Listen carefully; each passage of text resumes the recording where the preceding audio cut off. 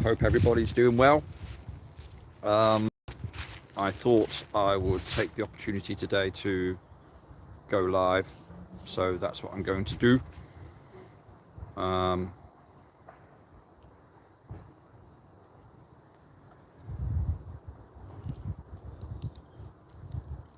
There we go. That's much better. Right. So, this is very impromptu, and I hope people can hear me talking once people start coming in to watch, if at all, of course. I have just walked through Kings Park in Boscombe, which is a borough of Bournemouth, and of course I've been here a few times before in the past and done some videos, or this area anyway, done some videos and some live streams on my own and also with others, and I just felt today was a good opportunity to take a look at a couple of things and just highlight one or two points, because I feel that sometimes, even myself included, by the way, I focus on the wrong things as opposed to noticing the absolute obvious. But anyway, here we go. The last time, or the last live stream that I did here in this area, was just after I came back off the Global Eye Tour, and I did a just over 2-hour stream on the hidden history of Boscombe. Well, this is kind of hidden history of Boscombe continued, if you like, but I'm going to focus a little bit more, not so much on what's below or above the surface, or the discrepancies in the brickwork or the cladding and whatnot. I think, excuse me, I just slipped there a little bit with the camera. I think that we can talk and talk and talk about that until the cows come home, quite literally. It's not really going to get us any closer, certainly from my perspective, get me any closer to not so much the answers I'm looking for, because I don't think you'll get any real answers, but what you can do is you can highlight, of course, and identify and highlight the anomalies, the discrepancies, and pass that knowledge on to people who who aren't aware of it or are in the process of learning the wrong aspects of it at school, for example. An advantage I wish I had when I was a kid. I wish I would have had the option to be able to talk to somebody about topics genuinely, and not just get fobbed off when you have a question. Hi, Squirrel Sniper, nice to see you. Could you hear me? Can you hear me at all? Could you pop us a quick thumbs up, please? Just so I'm 100% sure. That would be fabulous. I don't believe I just said the word fabulous, but hey ho. It's got 3 syllables, so I'm proud. So it's talking about the anomalies I'm really talking about, and the fact that, things like, just getting back to what I was saying earlier, things like discussing the bricks and what types of bricks and whether they were mass manufactured in 1885 or maybe a year or two before, or how many people would have had to make bricks on site to build a building and all that, what blah blah blah, right? So that is the one issue, is you're building materials per se when you're building constructions, right? But can you hear me, Squirrel? Just to let us know, please. That'd be good, because I've turned my volume down so that if anybody calls me, you can't hear it on the video. Now you've disappeared. Okay. So I'm going to turn my phone volume. I don't know if this is going to change anything or not. I'm not too sure.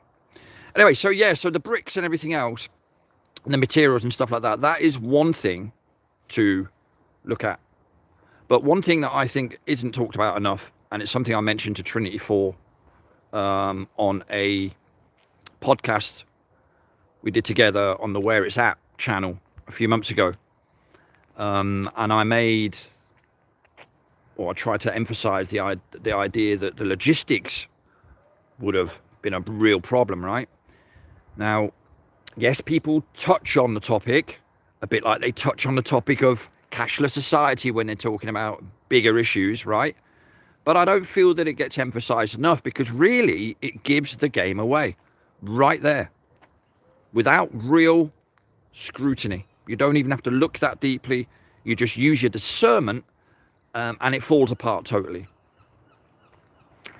So I wanted to really just home in a little bit on the logistics side of things, and talk about that whilst looking at the buildings. It's one thing to somehow quarry your material. First of all, find it, then quarry it, then have the manpower at all to quarry it. First of all, have the roads or whatever you needed to get to those areas to then create a quarry to do all that.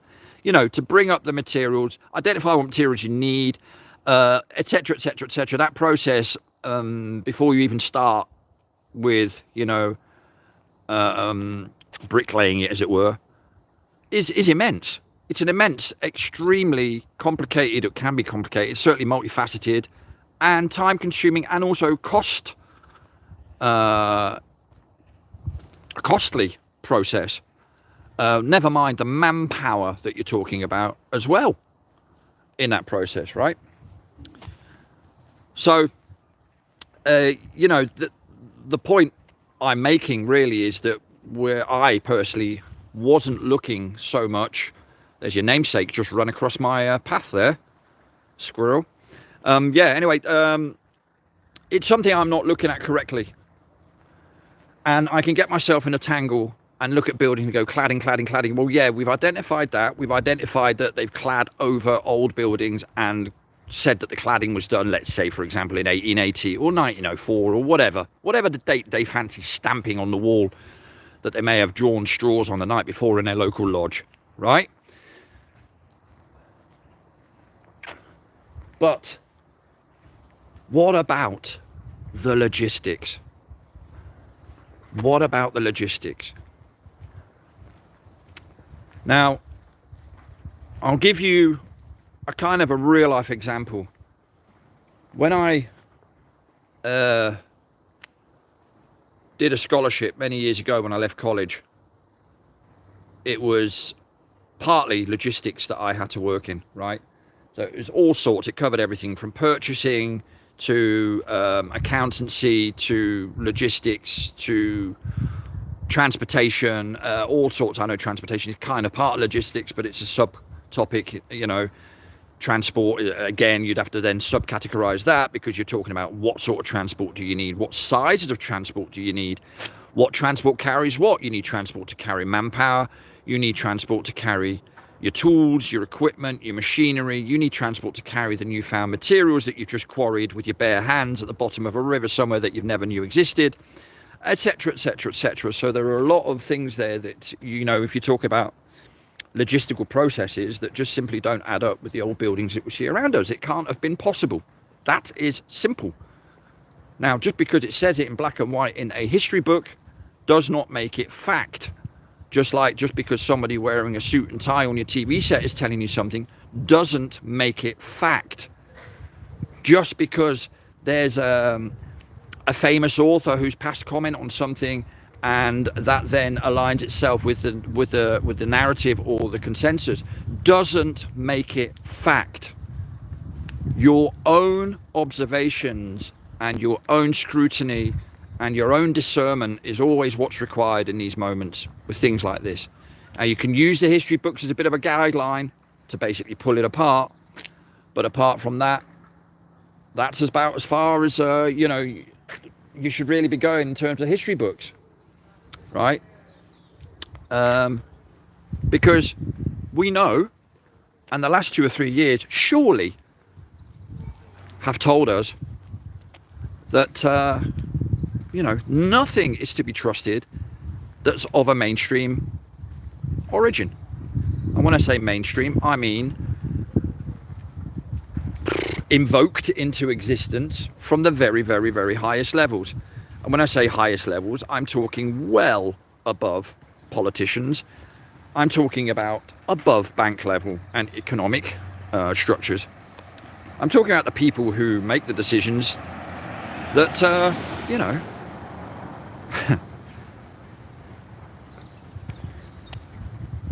create our reality in that sense, financially or otherwise, education, health, whatever it is. So just because it's written down and it's been mentioned and told that this is the way it is, doesn't mean to say that that's the case at all, is the point I'm making on that one, right? So if we go around and think about what I was looking at recently in all the live streams and the videos I've done, I've managed to, for example, count 22 churches in an area that's about 3/4 of a mile radius. So that counts Boscombe, Springbourne, Iford, Southbourne, not even gone into Bournemouth town centre. Yeah, that's a totally different situation altogether. Right, so when I think about that and I think about the populations, and this is all written in the history books, by the way, and it's also written in the consensus here in Bournemouth. People can look it up. It will tell you very clearly that, for example, Boscombe had a population of about 800 people, give or take 2030, in about the 1870s, right? Something that just simply doesn't add up with what we're seeing.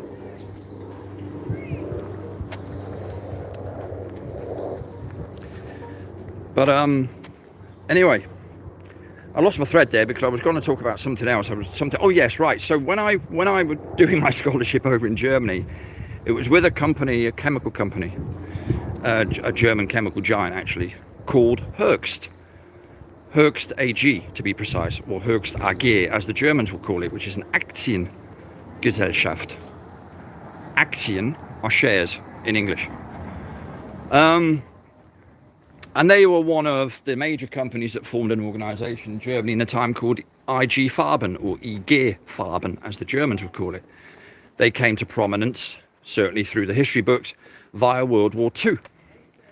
Of course, they then filtered into that narrative the whole Cyclone B thing and the fertiliser that was used to exterminate, or whatever, people. All sorts of people. Right?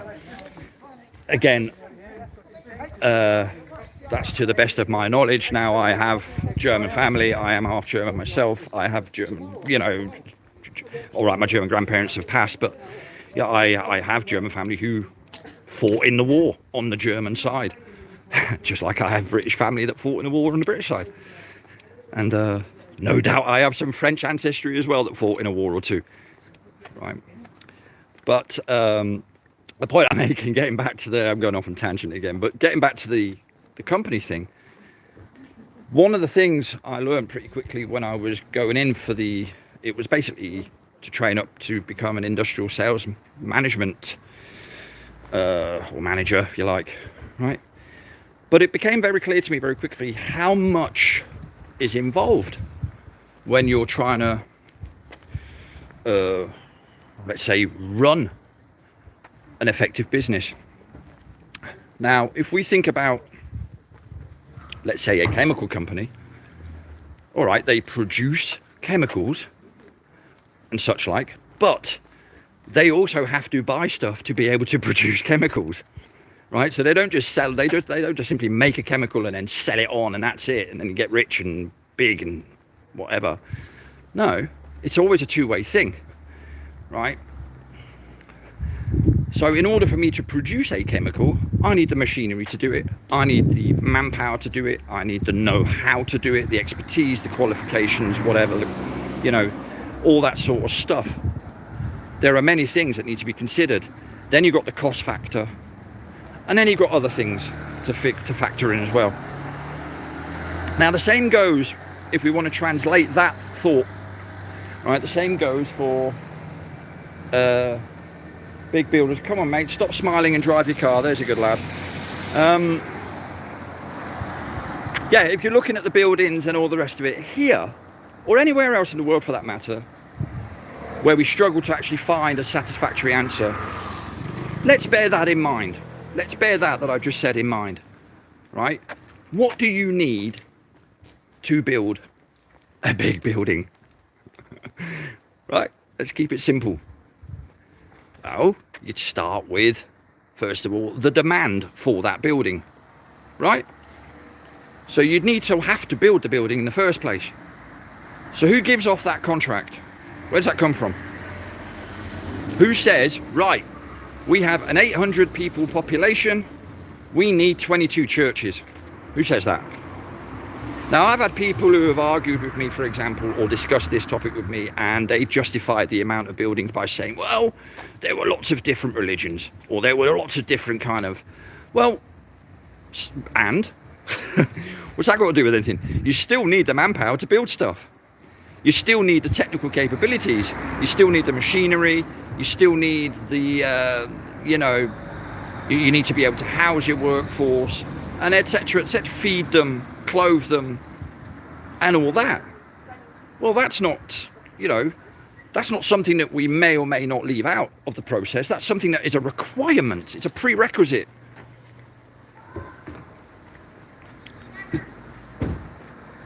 Anyway.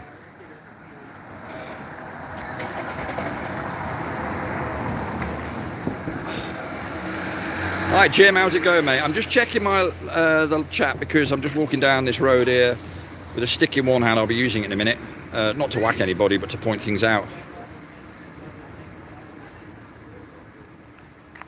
Yes, the pharmaceutical requirement is petroleum, for example.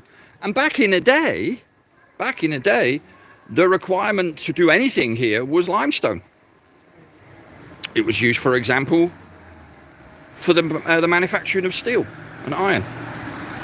You know, before they decided to come up with Portland cement back in 1829, I think they came up with the Portland cement thing. Now, if anybody's looked on the south coast of England where Portland is, and looked on the south coast of England on a map where Bournemouth is, then you'll understand what I mean when I say that logistically, it not only doesn't add up, it's a barefaced lie.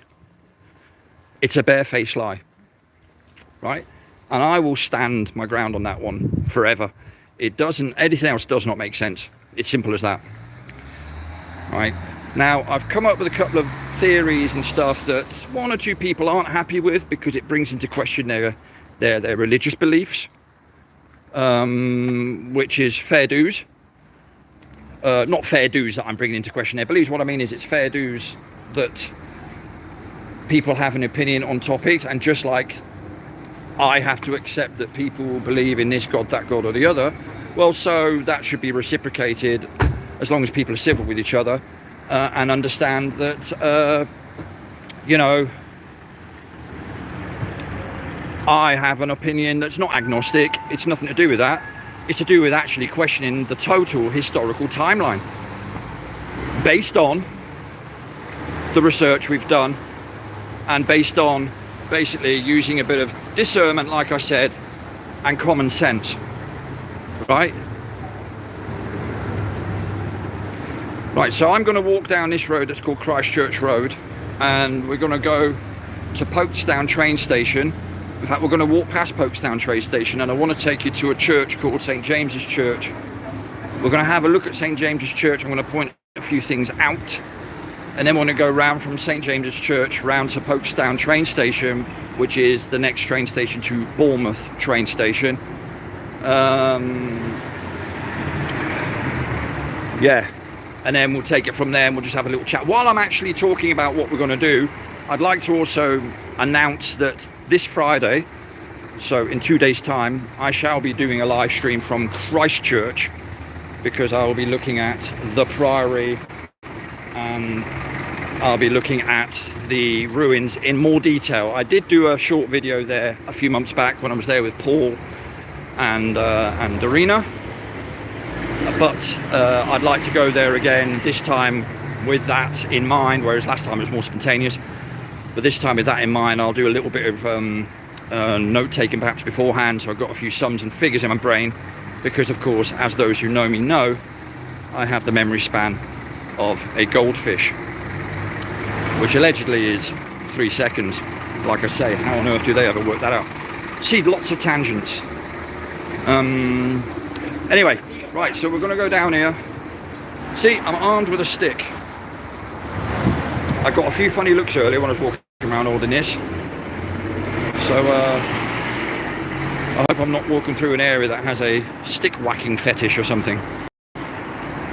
Anyway, but all joking apart, in fact, while we're doing that, I'll just try and, this is quite interesting. Hang on a second. Sorry, mate.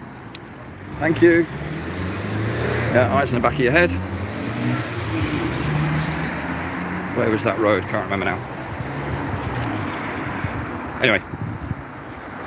So like I said, just to reiterate and briefly recap from when I was stood in the cemetery earlier, I'm going to start now looking at the feasibility in terms of logistics, because we know certain things in our history dates according to the history books, right?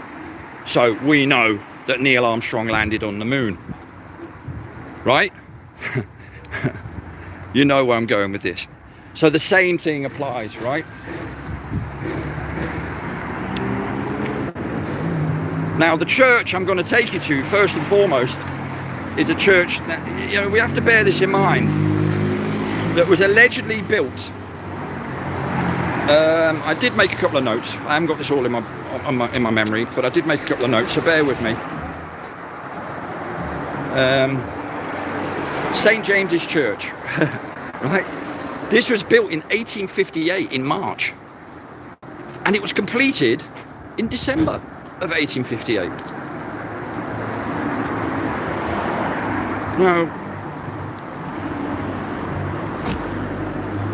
Now, you know, forgive me for questioning everything, including these beauties here that you find all over the place, which of course indicates that the buildings go far deeper. You can see the brickwork there on the side, by the way. They're not red brick, they've been painted over, right? But that's all brickwork.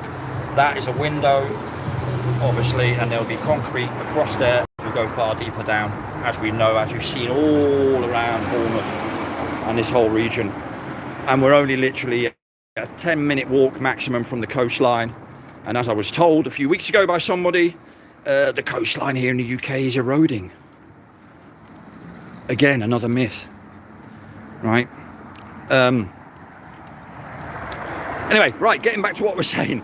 As you can see, I sort of jump all over the place with my thoughts, because I have like 3 or 4 or 5 different thoughts going at once, because there's so many things to talk about when we talk about these things. I mean, look at that on approach straight away. I mean, I did a video on this building here. What's the first thing you see that stands out? That was a rhetorical question, you know. It's obvious, isn't it? Right, but what I wanted to show you before we go around to St. James's Church is a little building that I missed last time, that I said I was going to revisit, and I didn't. I mean, this is the beauty of this. Like I said, I've done a video on this one, and it really is a gorgeous, gorgeous building. And, you know, half of it underground, of course. But this one is also quite interesting. This is a community church, so-called. I've been in here a few times, actually, a while back. Not because I was a part-time priest, but because we used to have like community meetings in here to talk about homelessness and stuff like that, that of course bore no fruit at all, because it's just hot air, and everybody then after the meeting jumps into their Jags and drives off to their mansions in Sandbanks, and no one really gives a shit. But anyway, this is also a nice old building. I'm going to go up closer to it because I've never looked at it from this perspective. But of course, you have the same things that you're seeing now with the Queen's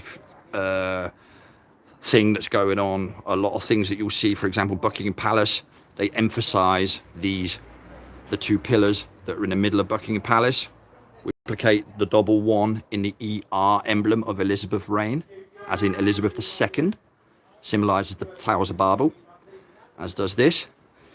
And of course, Charles has the 3 now in his name, which is a 111. So clearly something is going on there. But anyway, getting back to this, yeah, it's always pillars. But then we go back to this. This is an older building. Let's see what it says here. Right. It says that this was laid by, so this stone was laid in 1897. And already, you see, without even looking properly, that it goes underground. Now, I guarantee if you asked the people here, they would say there's no basement. But of course, everywhere evidence of sub-level activity.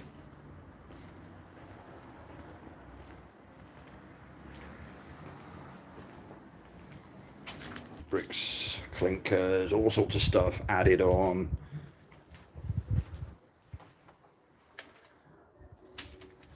But anyway, this is a building, the first stone of which was laid in 97.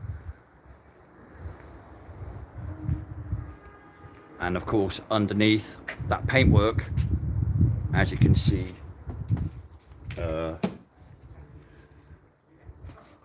second, if you can have a look there, you'll still notice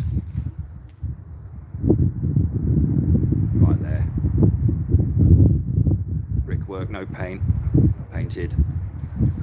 And then of course here you've got the clear signs of it being further underground. You just have to move that away a little bit.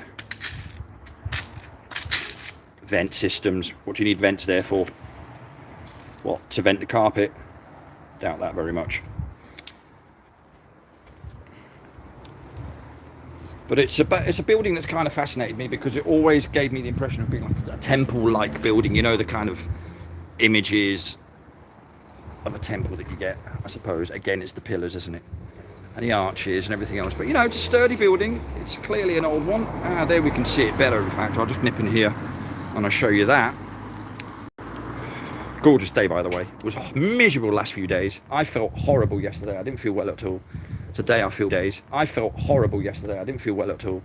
Today I feel much, much better. Much, much better. Hence me doing this. Right, so there you can see. Right, paintwork, brickwork. That's all. That's all that is. And again, lots of slabs. You know, look, we can already see the distance there in the height. You know, look, we can already see the distance there in the height between the top of the slab, you know, and the ground.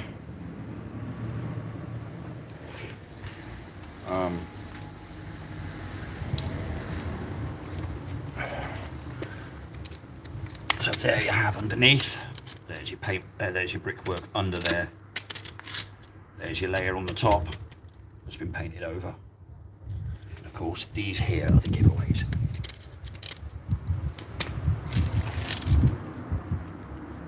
Amongst others. There you can see it a bit better. It's kind of faded a bit, the colour. It's like what I said last time, but that's faded because you've got this on top of it the whole time. And so the redness of that brick kind of fades with time. Here we can see it better underneath here. Look at that there as well. See that? So if I put that stick in there, that comes just below. So about 6 inches, that is, between the concrete slab, the top of it, and whatever it's hitting underneath. Meanwhile, brickwork underneath the paintwork.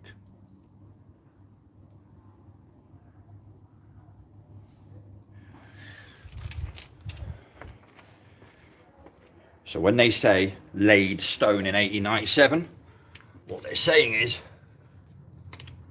began cladding in 1897.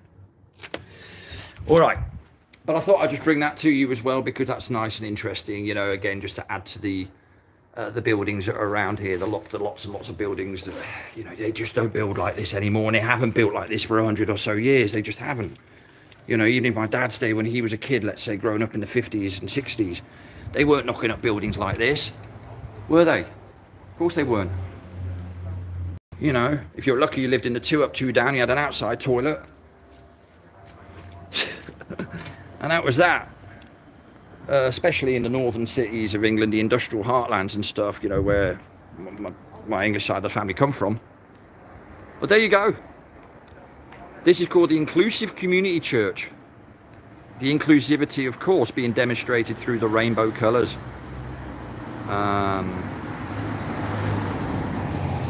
Yeah, anyway, right. So you have that there, across from this. This here wouldn't have been here. the road. These houses, a lot of them wouldn't have been here. Most of them probably wouldn't have been here. Yet you have these, that there, and that there.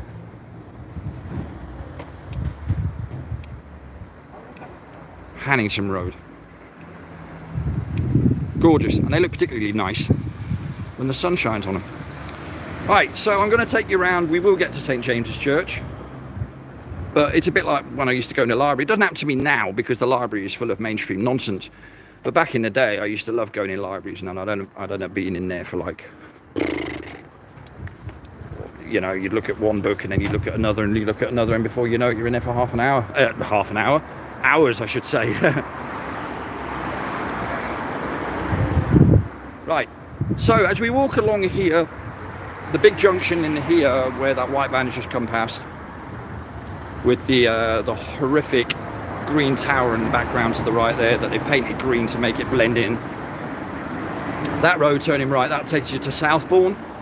The road straight ahead takes you into Christchurch, and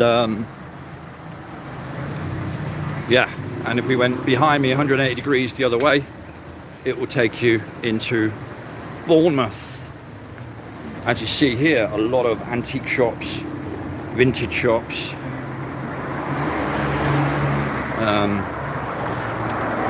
and such like. Yes, I'd also like to mention a little bit more sort of subtly and very humbly, because I know there'll be a few people watching this back at some point that will know exactly what I'm on about and where I'm coming from. But I'm kind of celebrating a bit of an anniversary today for me, personally, on a personal level. Those who know. I'm not going to divulge now.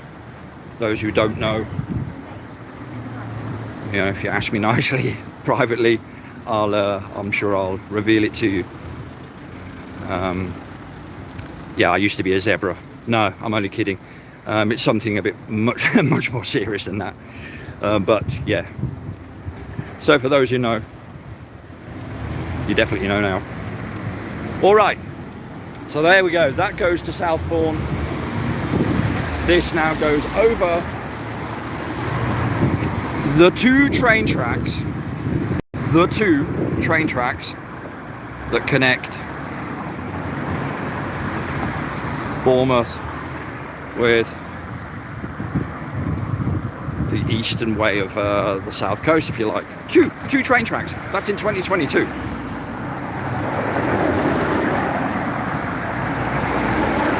Right, so we are now approaching a church, like I said, that we were told, according to the history books, was built in 1852, I think, certainly in the 1850s, 1858 in fact, to be precise, and was completed in 1858.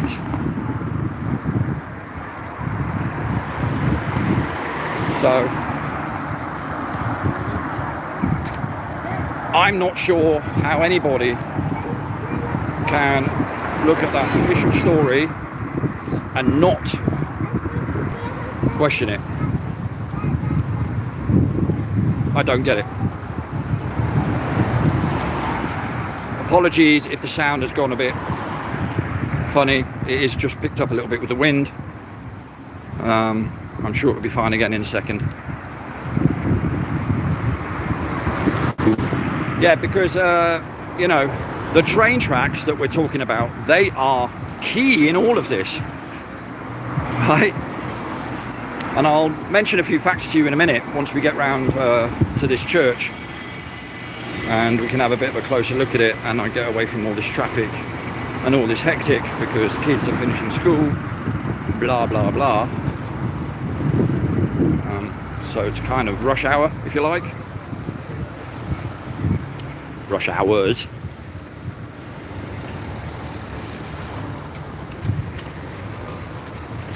Yeah, and while we're walking to the church, I'd like to also say thank you to all those who supported me in terms of looked in and commented and thumbs up and subscribed. Recently I put out my last video was a few days ago, which I titled The Royal News, and it was really my take on the situation and kind of linking it in a little bit with Well, from a personal perspective, more than anything else, really. We all have our opinions and views on things, but I personally find it excruciatingly agonising if people form opinions and don't back it up with facts. Right? They just take things at face value for what they're told, or they question the wrong things and don't look deep enough to be looked at. Okay, this is St. James's Church. Let's go up here. So we're going to go up here, we're going to have a look, and I've been in this place a few times as well. Not in the church, but in the hall next to it. So, according to the history books and Bournemouth websites and all sorts of other things, right, this thing here was built in 1858.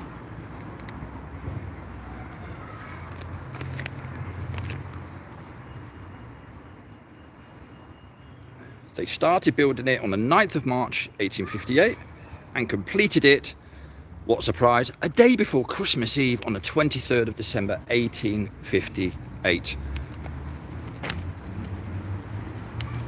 Now, anybody who wants to believe that can go ahead. I'm not saying they didn't maybe do some work on this in 1858. I'm sure they did. I'm sure they continued doing bits of work on this church, no doubt. But, you know, again, you only have to look at it briefly and already you see plenty of evidence of mud flood. So let's take a look.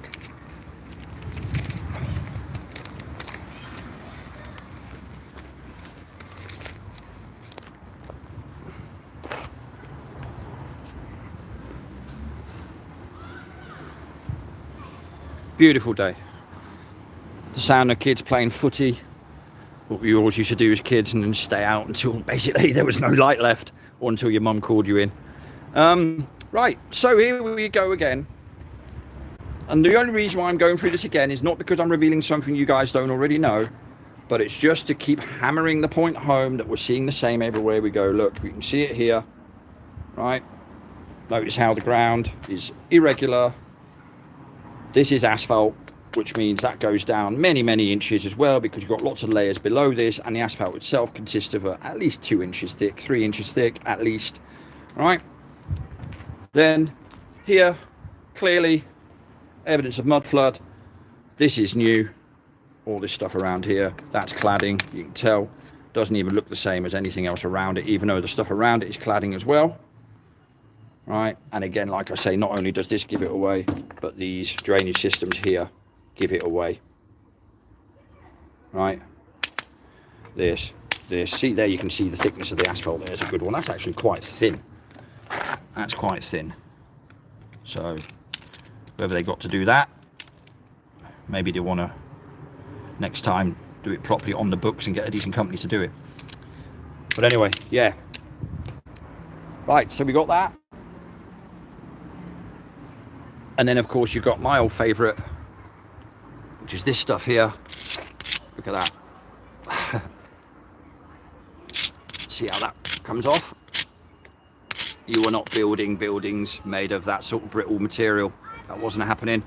You were building them to last if you were building them right.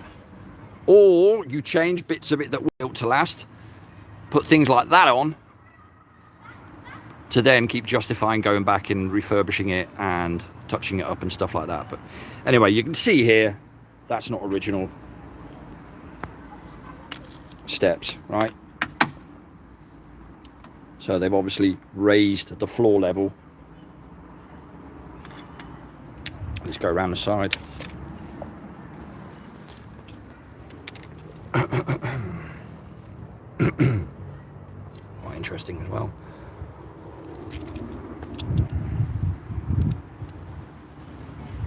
And then you see here, look, you've got these like supports on the side. Look how wide they're getting.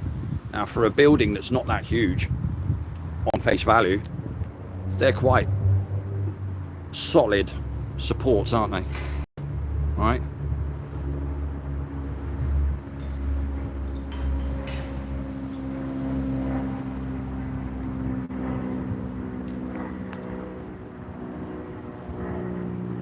Gonna have a little walk round. So don't forget, guys, 1858 in March, the first stone was laid here, and it was completed in December of the same year. 10 months, and including March in that. 10 months they built this in 1858. Really? Okay, well, let's think about that then. Let's think about that for one moment. I wrote down a couple of bits that make that an impossibility. And first and foremost, again, back to the story of logistics, right? So when we think about logistics, what are we talking about? Well, I'll read you out a definition of the word logistics. The detailed organization and implementation of a complex operation. That's the definition of logistics. Or the process of planning and executing the efficient transportation and storage of goods from the point of origin to the point of consumption. And there are 3 different types of logistics that I ain't going to bore you with too much now, but once you start thinking, give it a bit of thought, you kind of understand what I mean. So you've got inbound logistics, outbound logistics, and reverse logistics. Now, these logistic things all have one thing in common, by the way. Well, they have many things in common, but one thing that is absolute a prerequisite for any of this to work, right? Transportation system, right? Infrastructure is what's required. It's not a chicken and egg scenario. What came first? No. You have to have things in place to be able to build stuff like this. You have to. Either that, or it was someone else who built it that we don't know, and hence that's why we're doing our heads in thinking about this, because we're thinking, well, maybe it simply wasn't humans who did it, or humans our size, whatever. Don't know. I mean, we believe in dinosaurs, don't we? We're talking about dinosaurs, so why can't we think that maybe there were larger beings than us? Don't know. That's just a pure theory. But what I'm saying is, someone somewhere built this. Now, if we take a look at this, you can see very, very clearly how deep that goes down into the ground. And of course, what they've done is they've done the old retaining wall trick that I told you about when we looked at the church in Kings Park on my last live stream, and what Trinity 4 and myself talked about when we went through Bournemouth on those 2 different live streams. They do these retaining walls. They pull the wall back, they pull the earth back, they then clad the inside of this. Stairs accompanying that cladding, of course, they're made of concrete. But of course, what it tells us is that the actual building itself goes far deeper in the ground than what we're seeing here. Right? I'll never forget, this was supposed to all have been built in 10 months. Now, I'm not being funny, but really? Even if you took away the add-ons that are clear to see, like this one here, right? Even if you took away these add-ons, you can tell they're add-ons. They stand out like a sore thumb. Look how the brickwork doesn't match each other, or the cladding doesn't match each other nicely.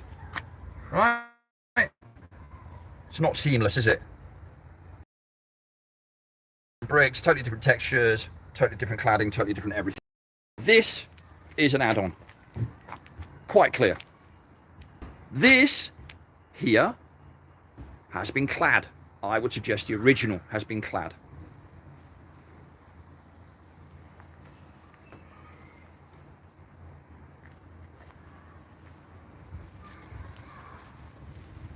So 10 months this is supposed to take to build this. And you know, again, you could argue the point, well, you can write anything in history books you want. What did it change anything? And you'd be right. It doesn't really change anything, does it? There's nothing really we can do about it. What we're going to do? Go to the council, bang on their table, say, you lot have been lying. What, and everyone's going to go to all their councils around the world and complain? Or go to their schools and complain to their headmistresses and headmasters that they believe that the faculties aren't being taught correctly because there are some massive anomalies? No. I mean, people don't even complain enough about the situation we're in now. They're never going to complain about that, are they? You know? But I just want to highlight it because it adds to the weight of lies, that people are still struggling with the idea that we've been lied to about pretty much everything. I know a lot of people who struggle with that. Can't be, surely not. Well, no. You've been taught not to really follow your own instincts and do what you feel is right. You've been taught to kind of follow authority and follow leadership and learn what you're told, and everything's been discovered and we live on a ball and all the rest of it. You know the arguments. But, you know,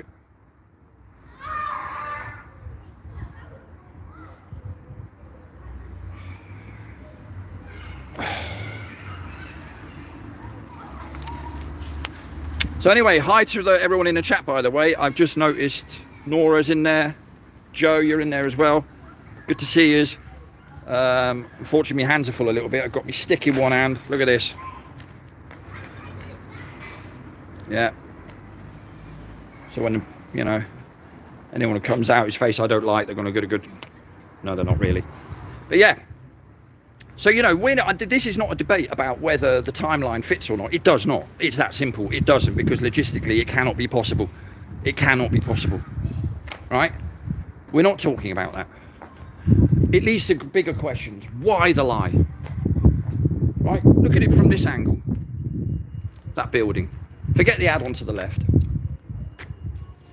You know, it's all uneven, all of it.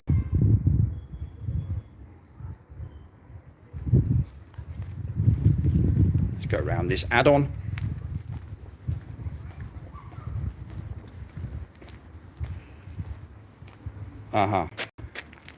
So the add-on is the preschool. Fair enough. So, and of course that's keeping up with tradition, isn't it? This is something I told you guys about, and I'm sure a lot of you knew about it, but you know, I'd like to emphasize that as well, that,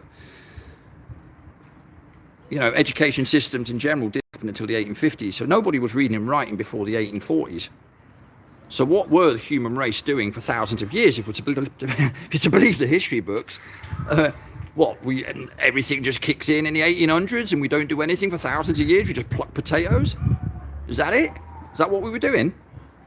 And then suddenly one day someone wakes up and goes, let's teach everyone to read and write. Let's invent some steam power. Whatever. No. I think it's totally different. I think our whole history has been fabricated, and everything in reality, for us anyway, kicks in 1700s to 1800s. That has massive implications, of course, but that's how I see it. That's how I see it. You know, I was having a conversation with somebody a few days ago about this, you know, Roman numerals. We're told about Roman numerals, right? Did you know that the Hindu Arabic, it's called Hindu Arabic, not Arabic numbers that we use, 1 to 0, right? They weren't introduced, again, according to the history books, until about the 1600s here in Europe. The Europeans, according to the history books, like to call it Arabic numbers, numerology. So, how do you work out equations with Roman numerology? How do you do pi r squared, for example? How do you do any of that?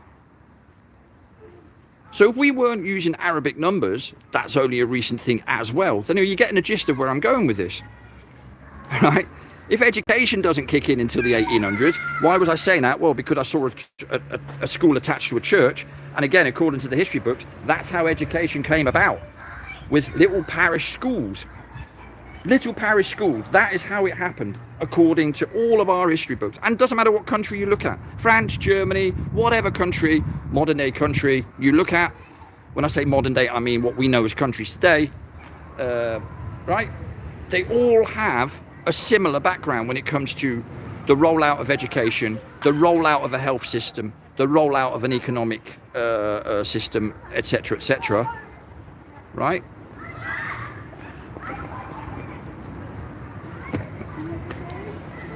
So what they've done is, this is how I'm seeing it, is that the most obvious buildings to use to repurpose would have been churches, because there are so many of them. They weren't, of course, churches originally. They were buildings that were repurposed into churches. Once you then have that under your grasp, You have the authority of the local community, don't you? Because you're occupying the biggest building.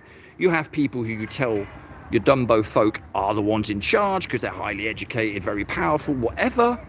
And then you start introducing schools because you're doing it for people's benefits, of course, aren't you? Because it's always for other people's benefits. And then what you do is, through those little parish schools, you start indoctrinating kids. You start telling them stories of your own country's history and other countries' history. And then at the same time as that, you have world's fairs going on and exhibitions for larger swathes of populations to get filtered through an indoctrination process. So by the time you hit the 1870s, your first generation or two or three of people are ready to be let out, as it were, right? With a small percentage being able to read and write, and slowly you can build up your societies and all your different institutions, bodies, and all the rest of it that you need to then run societies once they're up and running, right? And a big part of that would have been repurposing buildings like this, because there's no way on earth you were building these. Anyway, and here, right across, again, similar kind of building. Yes, lots of add-ons or whatever. They've clad it a lot. They've added a lot of concrete. They've changed the windows on this one. They've added a chimney on the right there. But it's pretty much similar kind of thing. And just by looking at that, you can see straight off. Well, there's my ground level. There's that gentleman walking there. He's already at my head level. You know, everywhere you look.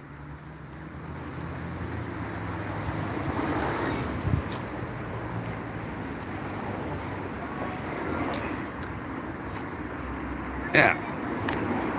So that is St. James's Church, with a preschool at the back, or a parish school or whatever, or a kindergarten or whatever, just like all these churches have. That's how it started. Hiya.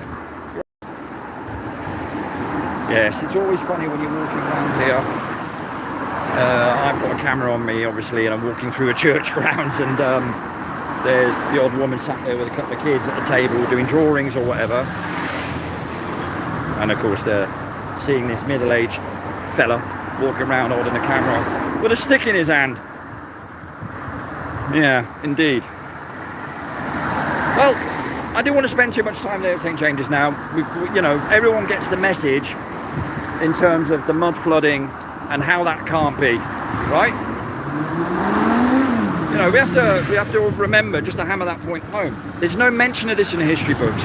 Why doesn't it get mentioned? When, you know, in the construction of these buildings, why isn't there a shifting of the level of earth ever mentioned?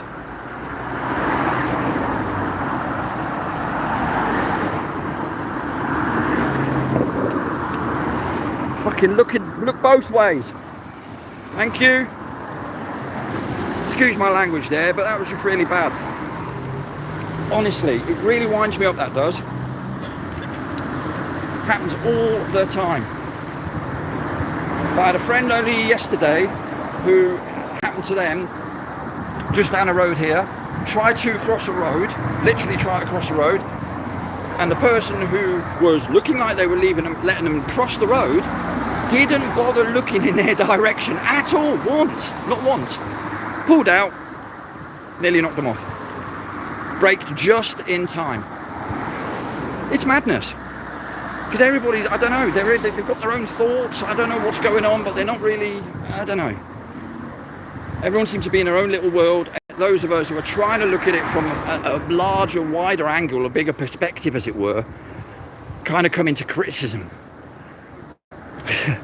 Too much time on our hand, get a job, all these things that I've heard over the years, honestly.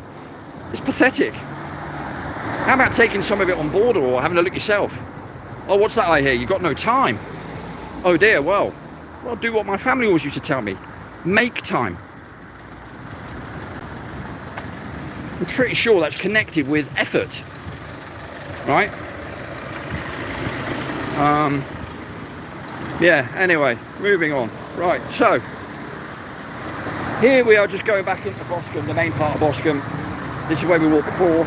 There's our famous 5G tower on the left there, painted green so we don't notice. What a laugh that is.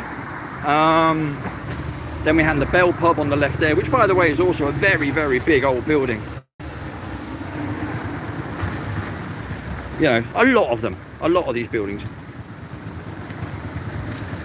And then we have Folkestone Station here, which I'm going to walk into and walk through and have a little look at,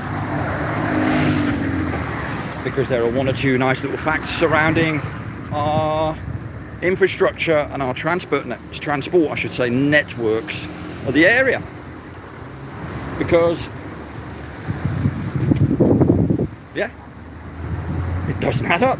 Don't forget, I went to a library down that place there in Southbourne. I went to the library and I spoke to the main librarian there. This is a few months ago. I mentioned it on the last video, the last live stream I did. And when I asked her on asking her, well, where did they get the materials from to build this library, which by the way looks identical to a church, she said to me that they transported all the bricks from Weymouth. Well, no, they didn't, I'm afraid, because Weymouth is miles away along the south coast, and again, they didn't have the transportation systems. Right, let's have a look at this.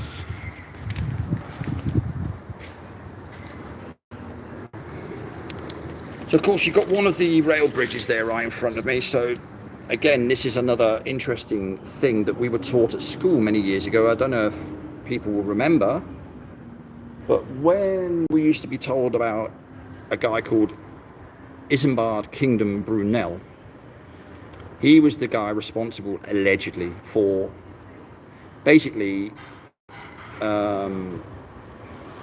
building the Great Western Railway in Britain, along with some magnificent bridges like Clifton Suspension Bridge in Bristol, along with ships like the SS Britannia, also in a dry dock in Bristol. I believe it was the first steel or metal steamship ever. But of course he built a lot of these things that I'm staring at right now. And one of the things that they made a point of with Brunel's work was that he always ensured that his tracks were level, that the trains never had to go up or down any slopes, because they couldn't. How would you go up or down steep slopes with a furnace in front of you while you're shoveling coal into it? You just wouldn't. It wouldn't happen. So if you look around, certainly here in the UK, you'll find a lot of these sorts of bridges that look like aqueducts, viaducts, whatever, that you know, may not have anything to do with transport originally, could have something to do with power, magnetism, horseshoe magnet type stuff. Don't know. There's all sorts of theories going on. Who knows? Yeah, they're shaped like horseshoe magnets. Doesn't prove that they are horseshoe magnets, but it could be. You know, I mean, we do have a lot of arches stood around all around the world, where it's Arc de Triomphe or Marble Arch in London, that seem to be doing nothing. They just stood there in the middle of nowhere, right? But yeah, so you have those sorts of constructions like the one you see in front of us, of course, all made of brick. Again, that problem, not only the building of it, but the material it's made of and where it's built, etc., and all the rest of it. So that is an important fact to remember, that when we talk about Brunel and the stuff that he first built in terms of rail networks and bridges and all that and blah blah, well, he made sure they were level, always.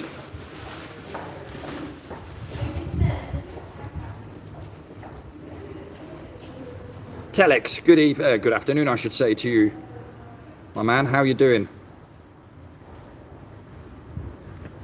Hi Heather, nice to see you, and thank you for congratulating me.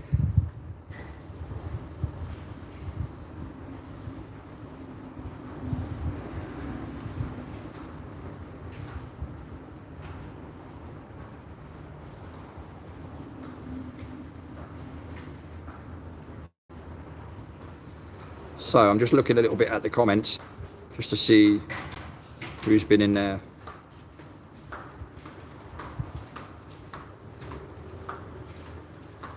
Yeah, Okay, well, I'm not going to respond because, you know, people can have their own opinions. All I'm saying is that, you know, you have to use your discernment on stuff in general, right? And if you're telling me, if anybody's telling me, it doesn't matter. It's like what I said just a minute ago. It doesn't matter about the materials. Think about it logistically. Think about it logistically. Look at what we have here. This is Folkestone entering Bournemouth, and we have 2 tracks. That's it. 2 rail tracks. That's it. What, you think we would have had more 100 years ago? No. No. You know, nothing goes backwards technology-wise, unless you're NASA, which of course, as we all know, stands for not a space agency, right? But that is nonsense. Yeah, nothing goes backwards. Technology doesn't go backwards, and infrastructures and irrigation systems and whatnot, they all don't go backwards. They go forwards. They progress and advance with time because you want them to be streamlined, working better, more effective, more productive, whatever, right?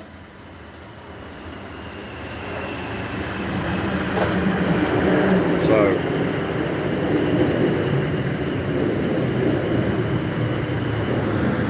and of course you have, like, this is what you would have done with your material. You would have built stuff out of steel, right? So just like the metal you can see here across there, right? That's what you would have done.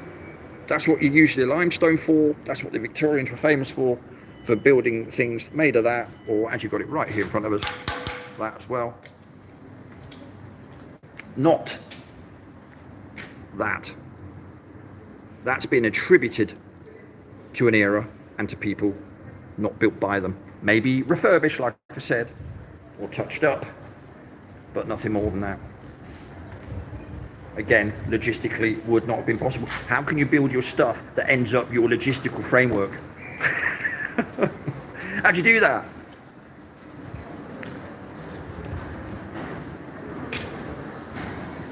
Anyway, so this is Folkestone Station. And again, see in the distance there, you can see another bridge right in the distance. And I know there's another few beyond that because I've walked over. Quite amazing. They're everywhere. Right. Anyway, I'm going to leave this train station.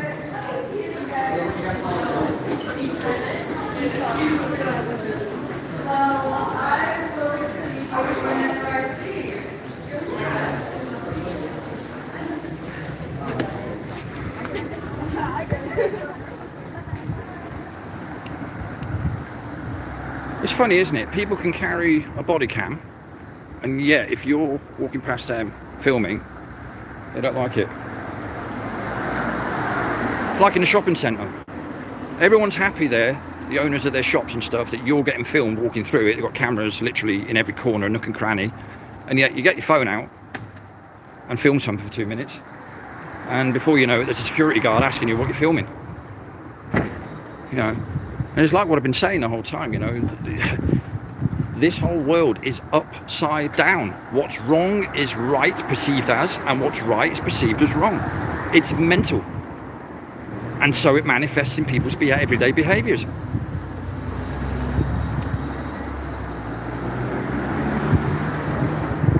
But I'm going to go down here. I've not been down here for a while. May as well walk along parallel to the train track.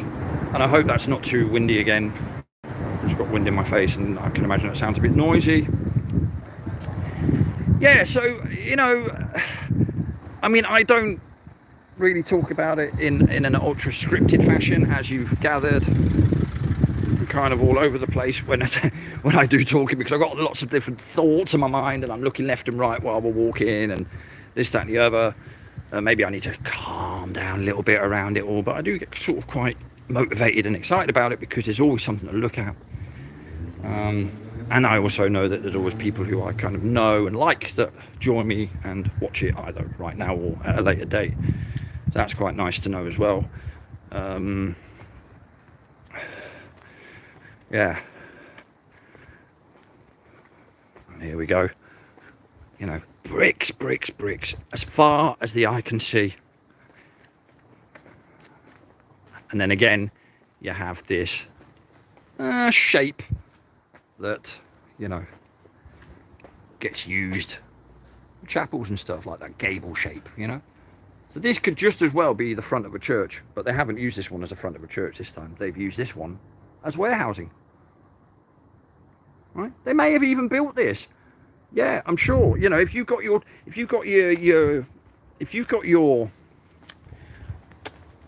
transport networks and stuff up and running, then yeah, you can have everything. You can build stuff, but not in the 1840s or 1830s or 1850s. I mean, there's a reason why I say that,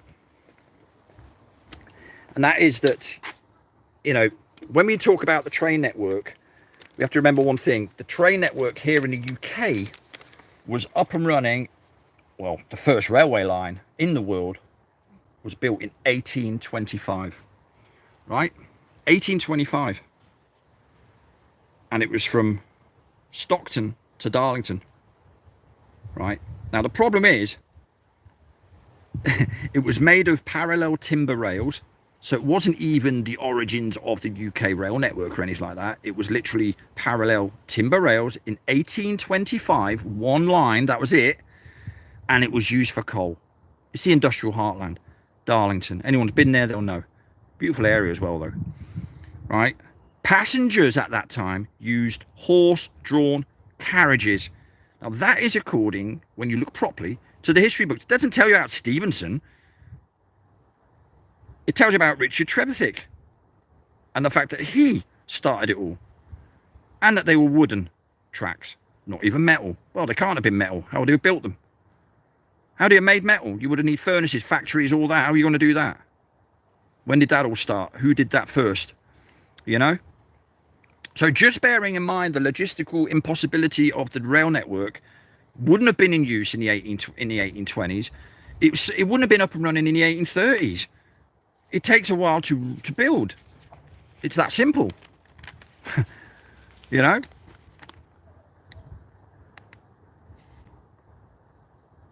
So just bear that in mind. 1825, the first railway line was laid in England between Stockton and Darlington, and it was made of wood, and it was for coal transportation. Had nothing to do with transporting men and women and kids from A to B or anything like that. Right? And passengers at the time used horse-drawn carriages. Why? Because there was no network to use. That's why.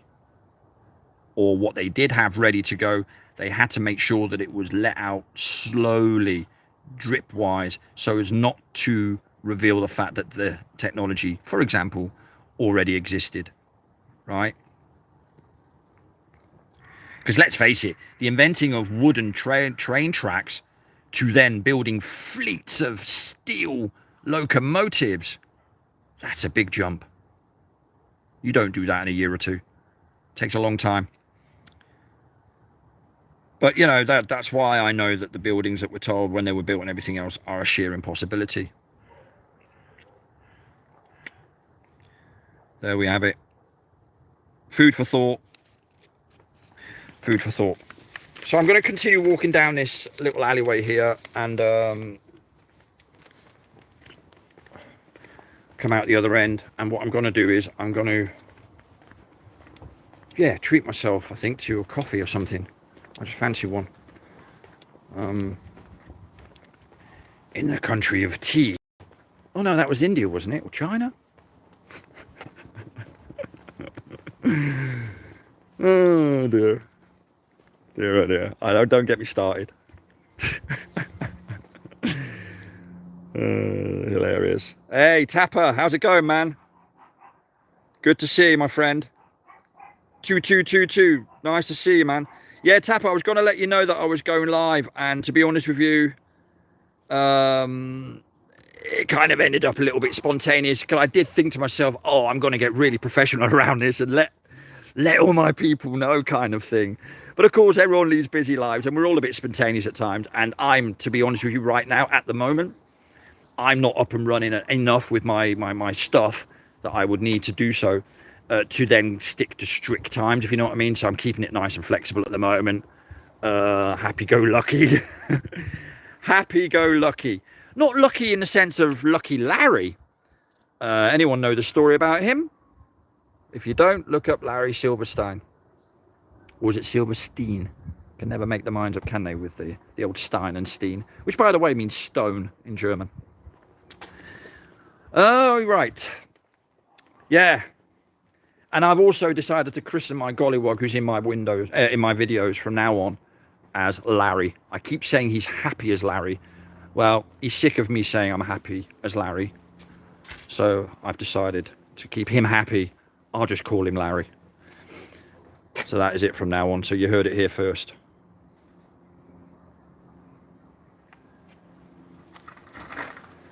Yeah, thanks, Taps. Thanks very much. Yeah, nice one. Yeah, Einstein does mean one stone. It does. It does.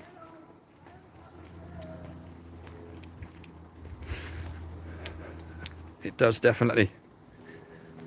And Neuschwanstein, which is the castle that Disney designed his breaking through the firmament symbolism icon on, right? Neuschwanstein, which is a New Swanston. And there's a castle down the bottom from that as well, a yellow painted one on the other side of a lake that's right down the bottom there. I've been there a few years ago, many years ago actually. And again, it's like, and we've all seen this castle, right? That's where Chitty Chitty Bang Bang the film was filmed. And it's just the most astounding building you've ever seen. And I've said that about a few buildings. I mean, I stood up outside the Gaudi Cathedral in Barcelona, for example, which looks like it's sandstone 3D printed. It's really, really bizarre. Totally unique. Yeah, a lot of nuggets around. So here we go. York Place. Oh, there's a nursery rhyme about the Grand Old Duke of York. Did he have 10,000 men? It sounds like it rhymes. Can't remember. I can't remember all those old nursery rhymes. I've spent half my life in Germany. When I came out to England, I was like, what does that mean? People looking at me like, are you really English? I'm like, well, what does it matter?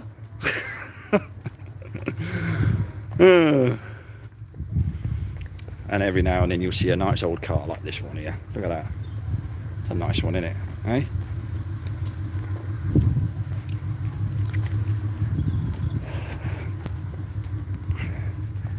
Yeah. So yeah, if you haven't checked out my recent video that I put out about, well, it's called The Royal News, then please do. I think I make a couple of good, interesting points in there that relate to a lot of us, by the way, not just to, in my case, ex-military families, right? Because one of my main points in that video is that, you know, when you're growing up and being brought into and grown up in the military, you're so indoctrinated with royalty and stuff like that, that just losing that notion is hard work, you know. Anyway, yeah, and also a couple of montages. One was lots of photos of Bath, the buildings in the city of Bath in the southwest of England that we went to on the Global Eye Tour. And preceding that, there was a video about the NASA bloops. You know, doesn't matter whether you believe they're faking it or not. If they're caught faking it, they're faking it. It's that simple. And they get caught all the time. Why do they get caught all the time? Because they want to be. Because they can. They can get away with it. That's part of the fun. You know? That's part of the fun. The mockery, the having us running around in circles, having us everyone feared up, all that sort of stuff. That's all part of the fun. And in the meantime, they'll package it all and shroud it in symbolism and numerology, which is what we're witnessing now. Especially with the whole Queen thing. Right. I know that will go over lots of people's heads who are into all of that stuff. You know, but unfortunately, still waters are deep, or in this case, royal waters are deep. All right. So we're going to turn right here, and we're going to be back on the road that's called Christchurch Road, and this basically goes almost past my front door, if you like. But then I'm going to take a quiet little spot and go down Woodlands Walk, which is across this road here. So I'm going to do that now.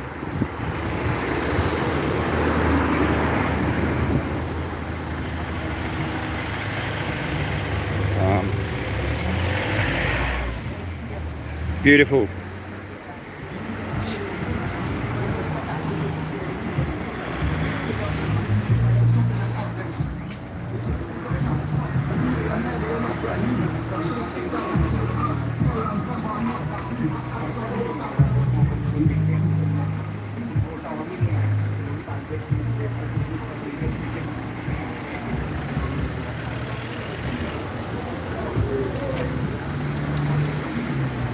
Definitely worth a consideration.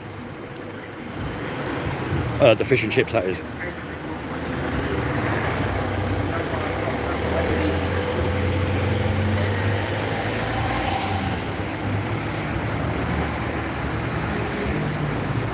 Right, so Kings Park is up there. That's where also Bournemouth football ground is. Bournemouth football stadium. Yeah, the less said about them, the better. I've already mentioned a few things about that anyway. I'm not going to milk that. Although, to be honest with you, I have been told that I've not kicked up enough fuss about it, and I should have got in touch maybe with more people there to complain. But hey ho, what are you going to do? You can waste your time and energy on something you're not going to come out victorious on, and maybe save that energy for battles worth fighting. Right, this is Woodland Walk, of course, with some lovely coat of arms as you enter it. Blue and yellow, of course, again, lovely. The fish and the lion, huh? And the birds. Look at that. All right, well,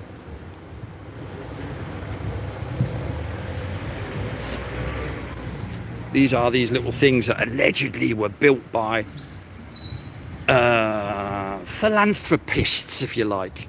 Very wealthy, powerful people who gave the normal person something to enjoy in their miserable life by building parks in cities. That's the explanation they give to parks like Birkenhead Park, for example, which I think was one of the world's first parks. And I do believe Central Park in New York was modelled on it. And it was, again, a Victorian initiative to have green areas in the middle of cities. You know, those cities that were so badly smogged up that, according to the history books, hold on to your cement now, the red bricks came about so that they're easier to see in the fog. Right? Okay. Are they now? So, right, so the red brick is easier to see in the fog. I'm presuming that it was always foggy there where that church is in the background.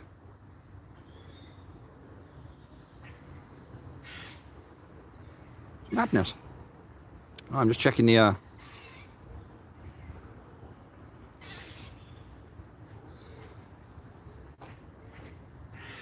well, you know what, Martin, you're right, and hello to you, by the way. I've just seen you come in. Hi, that flat fellow, Tommy. Not a long time no see, mate. Hope you're doing well. I hope your activisms and stuff are doing well. I hope keeping the finger on the pulse and keeping up the fight. We can't let off, can't afford to. And it doesn't matter what topic or what angle we approach it on. It's about exposing the lie itself, you know. But yeah, good, Martin. Good. Glad to hear it, mate. Glad to hear it. Thank you for joining me. I do appreciate it. I really do. Yeah. So just to sort of, yeah, fish and chip shops and pubs will be closed down soon. Well, this is a topic that we talked about many years ago when they started introducing the whole smoking bans and stuff, right? Smoking bans would lead to less people going to pubs, would lead to less people then going out, etc. A bit like what's going on now, right? So you're having people being discouraged to spend more time with each other. That's what I mentioned in my last video. the cashless society thing is something that will happen. They're not going to announce a cashless society. It will just happen.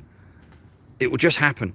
They'll start taking coinage out and it'll be notes. Then it will be certain denominations of notes. And then it'll be this and then it'll be that. Before you know it, it will be gone. You know? These are all topics that need addressing, where people then, when they do go shopping, I'm not saying go to Parliament and throw stones at the windows. That's not going to help. But in people's everyday lives, they can contribute to slight changes, ever so slight changes, but they can though. You know, I don't believe it's futile. I don't believe it's not worth it. It can't change the world. I don't believe that. I don't believe that. I believe you can change the world. And if it's yours first and foremost, brilliant. You're on the best track. Right? You know, we're told that, aren't we? Oh, don't bother getting into your boat. Everything's been discovered. Remember that scene in that film that often gets used on a lot of community sort of videos?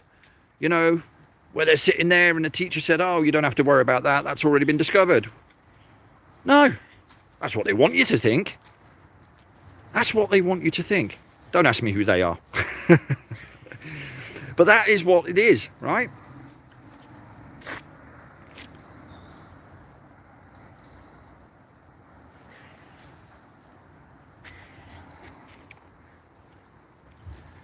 Yeah.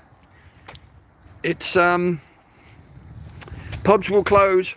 I mean, they're already around our area. We have things like Royal British Legions, they're called, which a lot of army veterans go there and they play snooker, which is a form of pool billiards.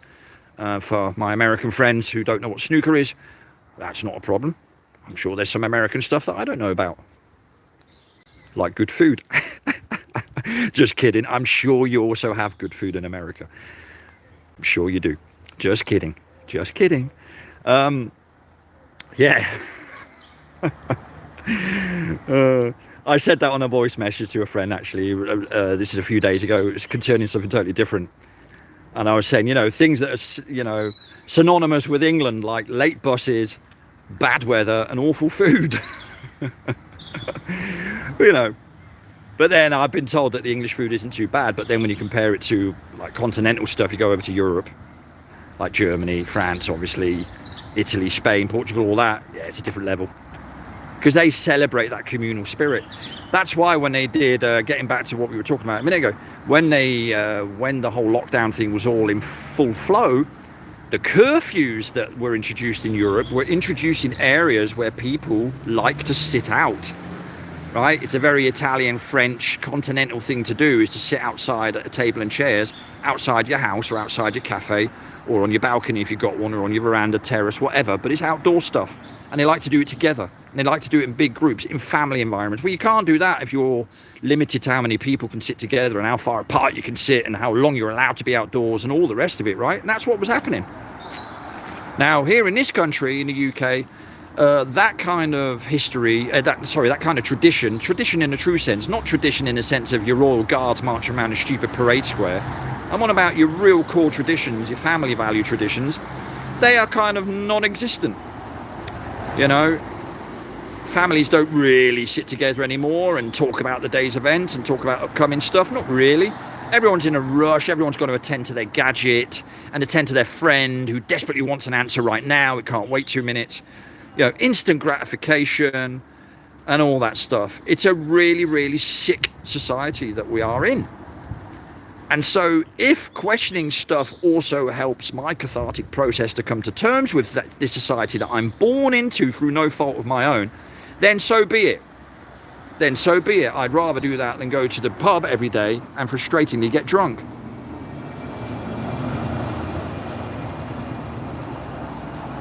You know, and without me wanting to rant and rage or whatever, or moan too much. No, but, you know, it's all right going around saying, well, you know, the world is mad, isn't it? Isn't the world crazy? No, it's not crazy. The world is not crazy. The world is fine.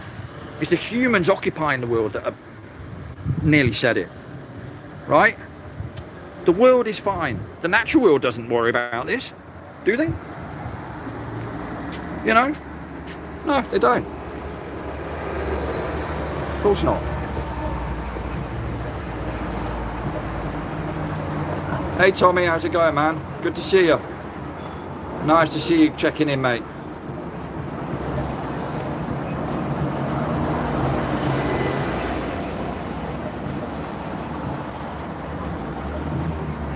Oh, that's good to hear, Tommy. I'm just reading your, sorry if I'm going a bit quiet, it's just that I'm reading some of the comments.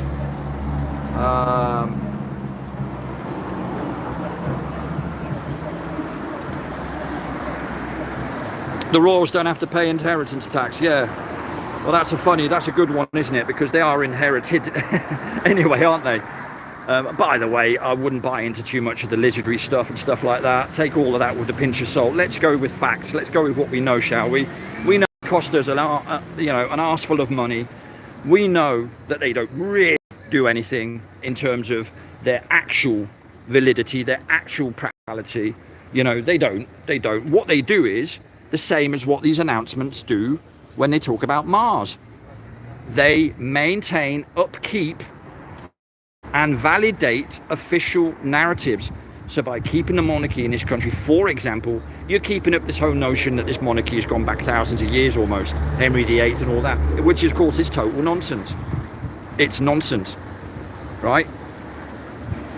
I don't believe any of that.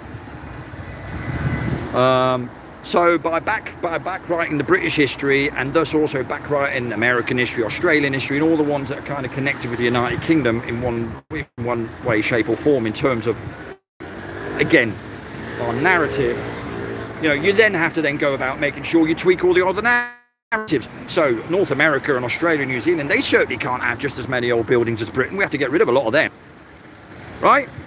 So what do you have to do? Well, you have to first of all repurpose them, because people are going to notice huge buildings the size of Penn train station. So you're going to have to use them somehow. And then you're going to have to tell people why you're destroying them once you've used them. Right? And they've done that everywhere around the world. There's another thing I'd like to look at that I haven't looked at yet in great detail, and that is, for example, when I lived in Germany half my life, everywhere I lived, they always had these massive, big concrete bunkers. And I was always told they built them in the war. And at the time I didn't really give it much thought. Because in these big bunkers in Germany, a lot of time they use them as practice rooms for bands and stuff, right?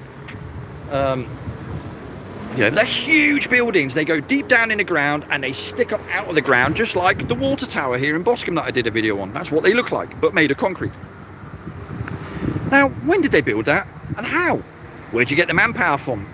Now, that is where they bring in that whole narrative about forced labour and free labour and all the rest of it. Because if you go to Germany, you have a lot of buildings that you cannot explain. Again, just for manpower reasons. So you have to come up with some sort of storyline. Right. But anyway, getting back to the concrete buildings, if you ever look it up, just check it out in Germany. Concrete bunkers, Germany. Hamburg, Berlin, wherever, you name it, Munich, whatever. They've got these monstrosities stood around in every big city in Germany and smaller towns.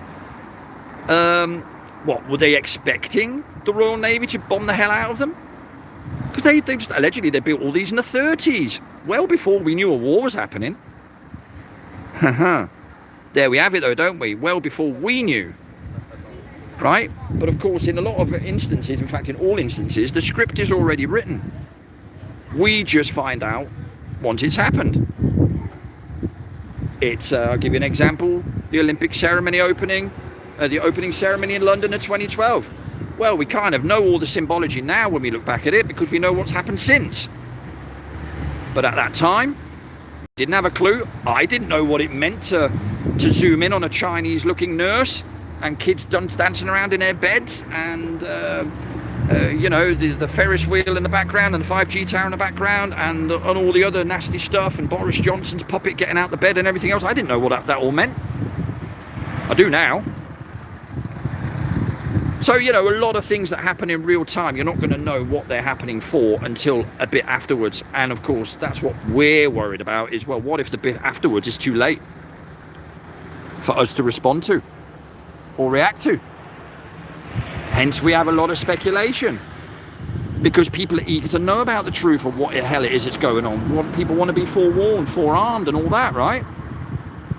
Not in the military sense. I mean, forearmed in terms of knowledge and in terms of you know, like what Tommy was mentioning there, which I'm chuffed to bits for you, mate. I hope that works out for all of you. I'm glad you've got a community together where that works and jives. Really good. You know, but that's what I mean by forewarned and forearmed. Being proactive rather than having to react all the time to stuff. You know, turn this into our board game. Don't remain pawns on their board game. You know, is kind of the message I'm sort of pushing out with that. I think that's quite important. You know.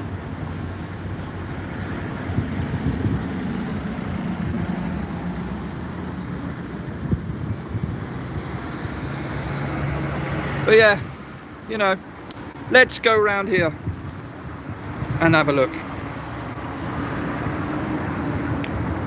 Yeah, bit of a busy moment now. It's, what's the time? Just looking, well, yeah, it's 20 to 6. Not that that matters.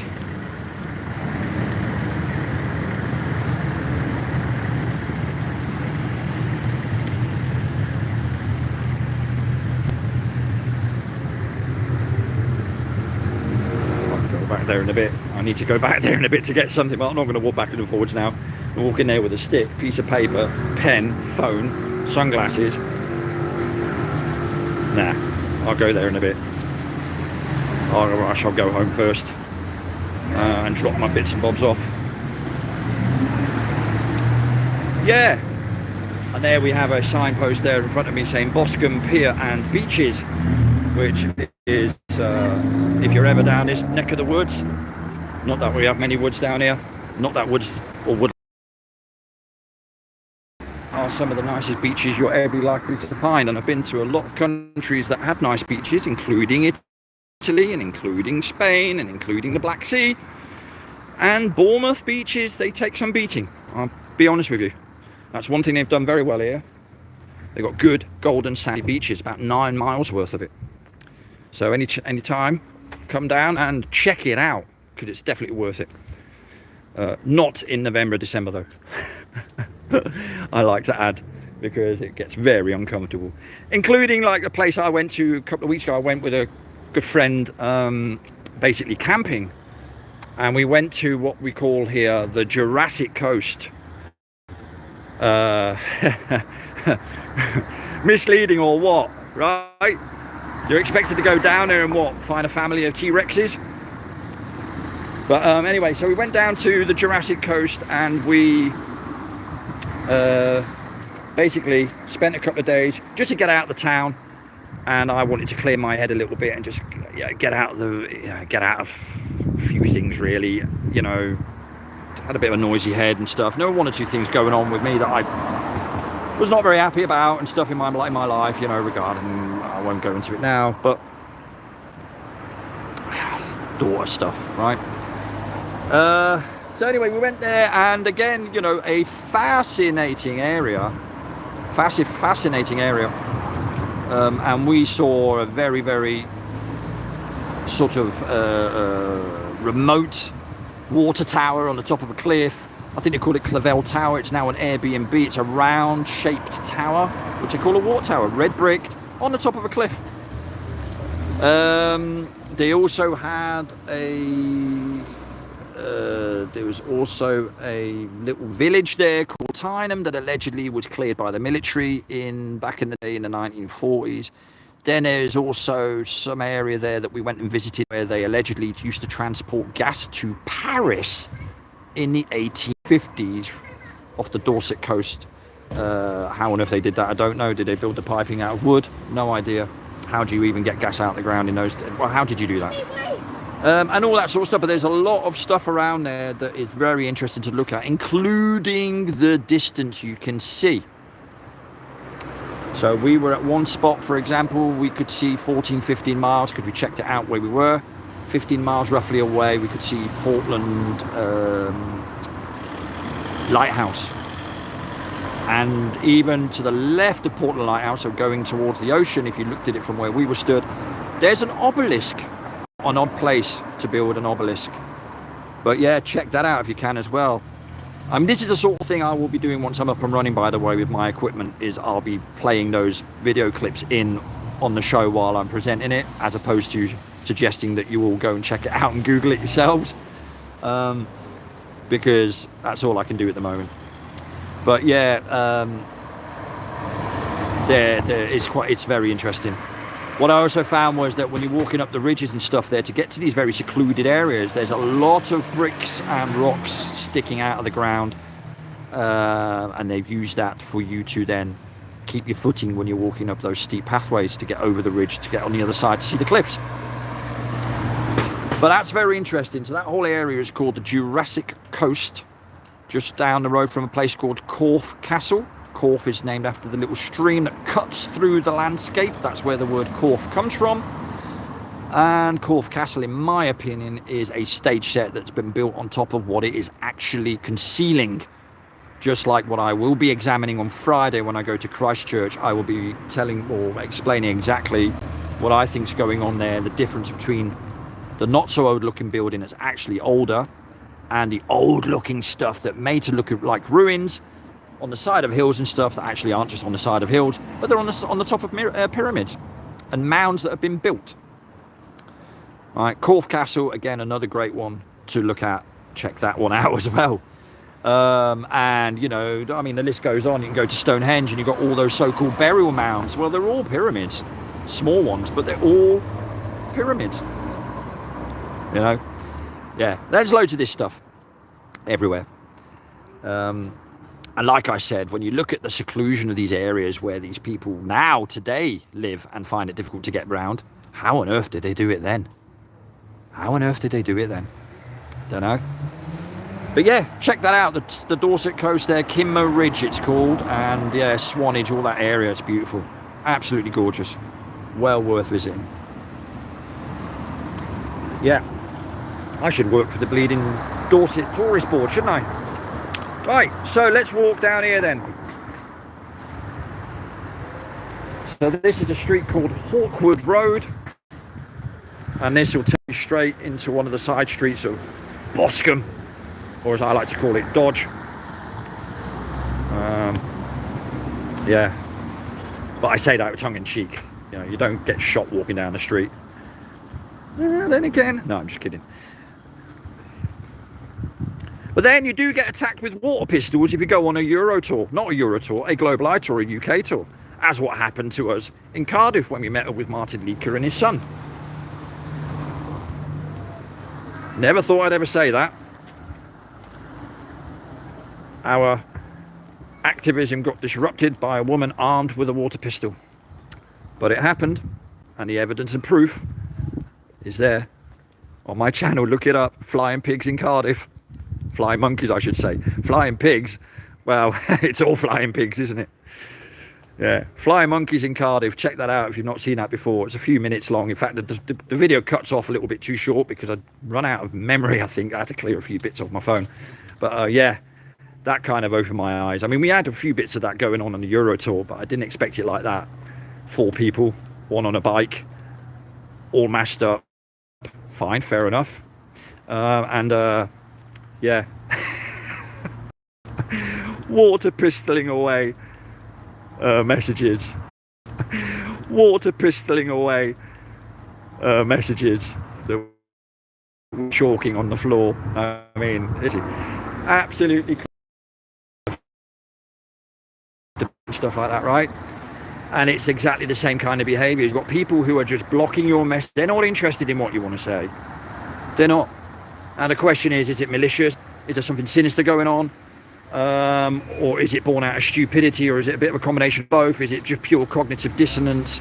You know, holding 2 positions simultaneously or whatever, right? They're the bigger kind of questions at hand in all of that, because a lot of people are so close to it. A lot of people who are in a deep slumber, and they're quite happy to be. Let's be honest, and I think that is sort of the conclusions that they were drawing as well in the Flat Earth debate when they were talking about it. This is a couple of weeks ago. I thought it was quite I do like it when it sort of sometimes gets off topic a little bit, but on topic, if you know what I mean. because it sort of talks about more the bigger picture, you know. Because let's not forget the topics you want to bring out. Oh, that's cool. Thank you. You know, these topics are a topic. Why? Because people are noticing anomalies and noticing that we've been lied to. So it leads straight to the next question. Well, why? What being lied to for? Why couldn't I be told right from birth that the Earth ain't a spinning water ball in space? And, yeah, that perhaps soldiers wearing skirts and flip-flops didn't build the city of Bath along with all the hundreds of other cities they built along the way across Europe whilst conquering it on the way to England. You know what I mean? Or that, you know, I don't believe that an 160-pound man can stand on a ball of cheese, but they tell me an astronaut did. You know, so I'm just saying that you know, it's always worth questioning the narrative, and I think it's a duty, and I think you have to, unless you're willfully remaining ignorant. And if that's the case, then I don't want anything to do with you. I can't waste my time. I can't afford to waste my time on you with that sort of stuff. It's not going to happen. No, not anymore. It did for a while. You know, everyone's worth the effort and all that. Well, actually, nah. I've noticed. Yes, everybody's worth the effort in terms of, you know, we're all living souls, and you know, everyone is as valuable as the other and valued as the other and unique as the other and all that. Yes, of course, absolutely.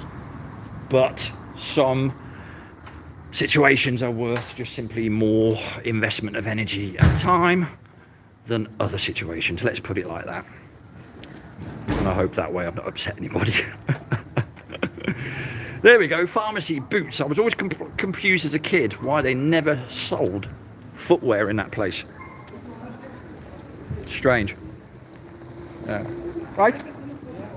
Yeah, good, yeah. All good, mate.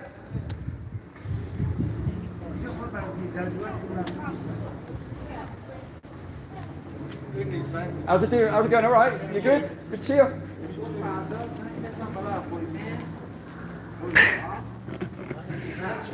It's funny, you walk down here with a camera, people react in all sorts of different ways. They're either all right with it or they're not, but luckily I knew those two, so it was all right.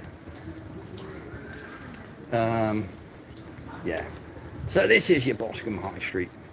And on this wall here, the white one that you see there, they beam a Ukrainian flag on it every evening. On that wall. Right?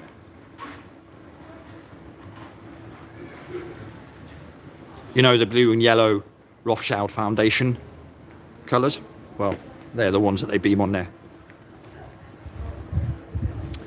Right, let's give this a litmus test. So this is where I came through once before and I got told to stop filming. You know, yet there are cameras everywhere.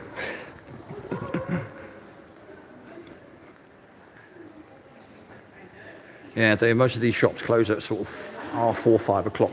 This is a place, a charity shop that I went to a little while back, and it was quite interesting because I found myself like a magnifying glass in there and a couple of really decent books, like reference books to look at in terms of old buildings and things like that, constructions and stuff. So I'm looking forward to delving into them a little bit. Every now and then they've got like some nuggets in there.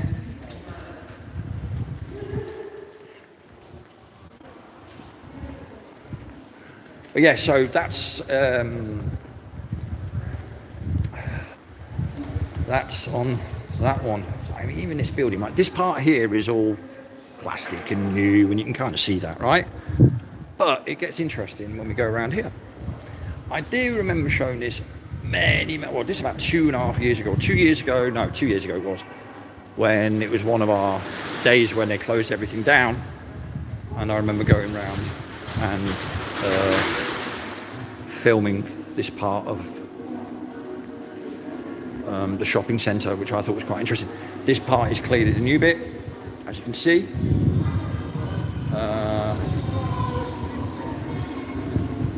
And then we'll go through to the other side and I'll show you what we have there.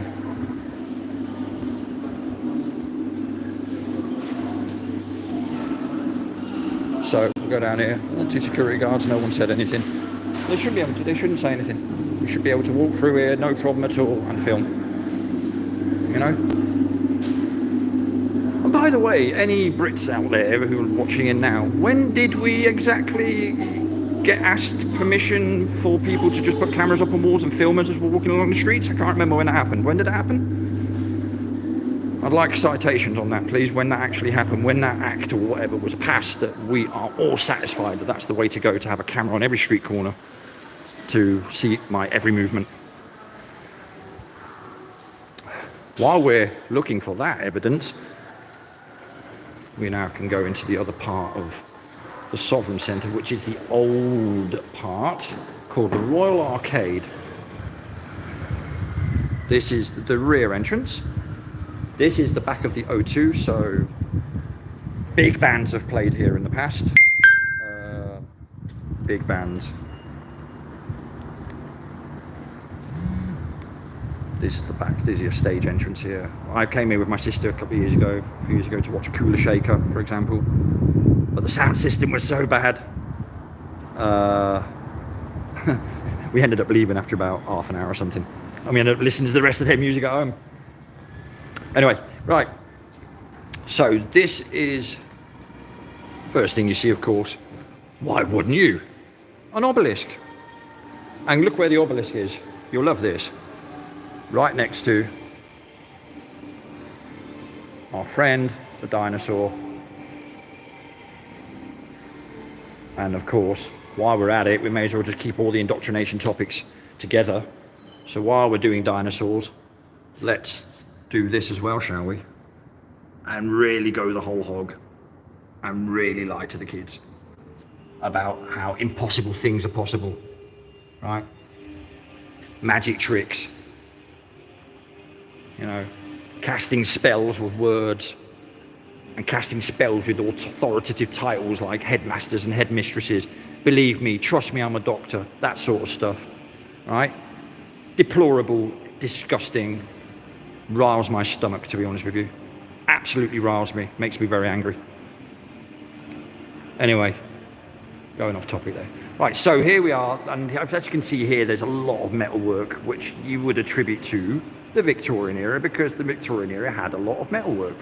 So we're told. Don't forget, they did build what turns out to be 2 Crystal Palaces and not just one, in London, and then decided to move one of them, and the other one burnt down in 30 something? Yeah, quite amazing. That's after they moved Marble Arch from one end to the other and then built the Victoria thing outside Buckingham Palace instead. You know, as you do. Right, but anyway, getting back to this. So you have your cast pillars there, you can see on the top row there, in between the lights, the modern lights. Right.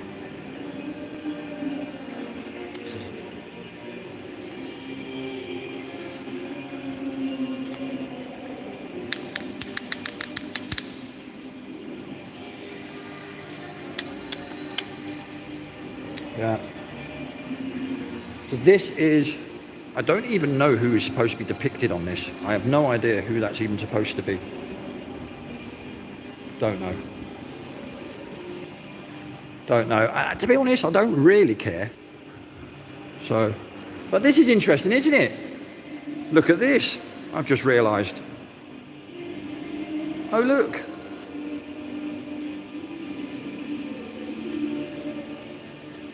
Isn't that interesting?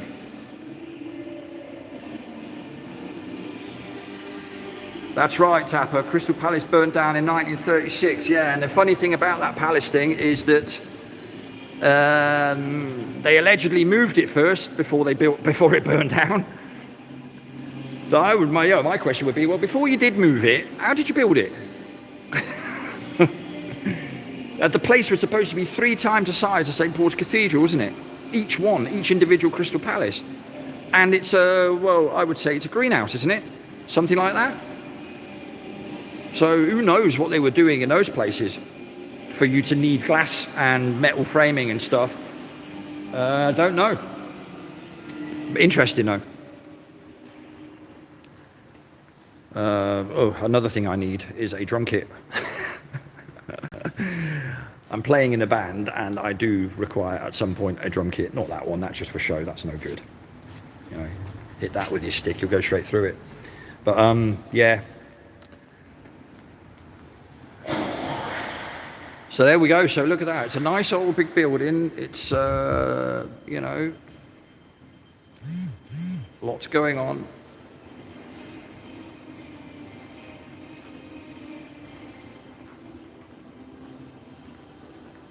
But here's the interesting bit. So now we're approaching, so all this steel work here you kind of can account for. Now the similar thing happened when Trinity and I went down to Bournemouth train station. We noticed that if you just imagine where I'm stood, all these are train tracks here, right? And you have like a wall on the left, and then you had a wall on the right, and in between you had all the different train tracks and the platforms.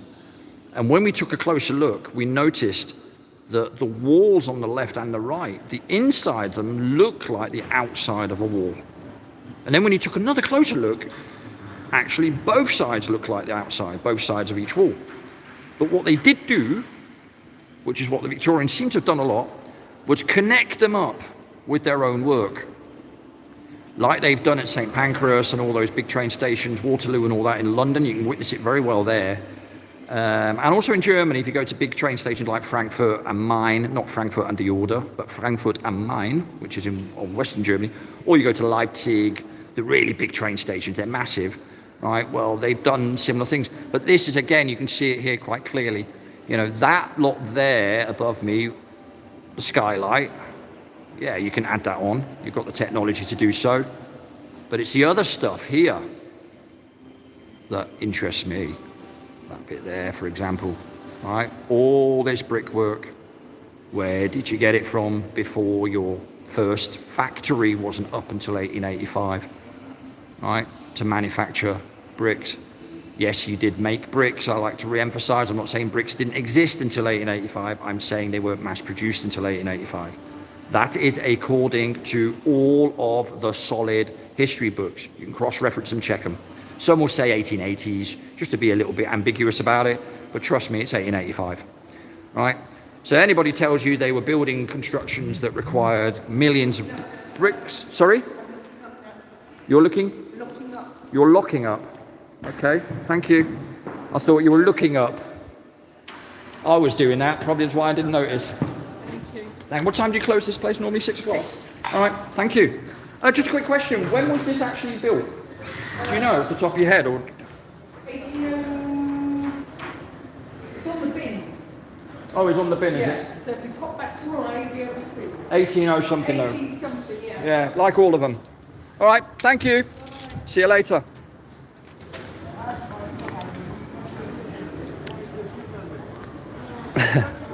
Right, so 18 something, right?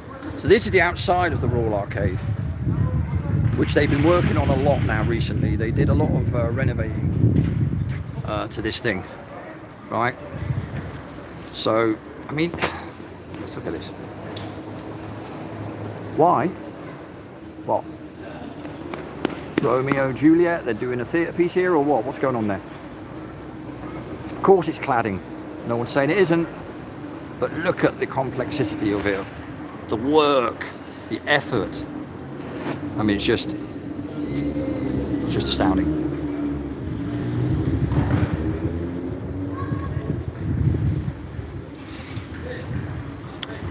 And that goes along here. You know, the building essentially that I'm looking at starts on the right side of my screen now and all along here.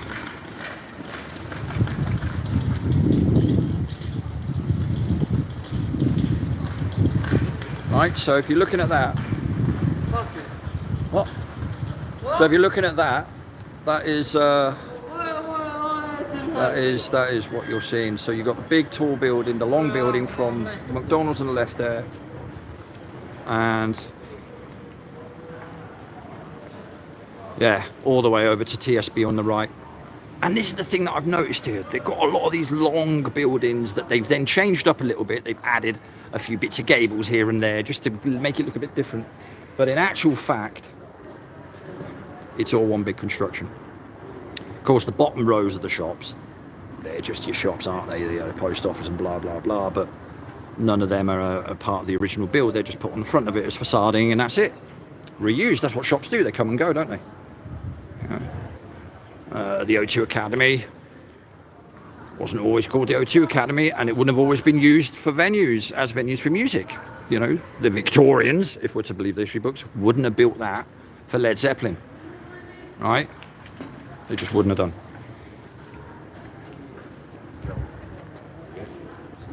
So, right? Yeah, good. Yourself? Good. And I've got to say, this is one thing I want to allude to. I've had a couple of conversations in the past few days with people. Now, call me paranoid if you want to.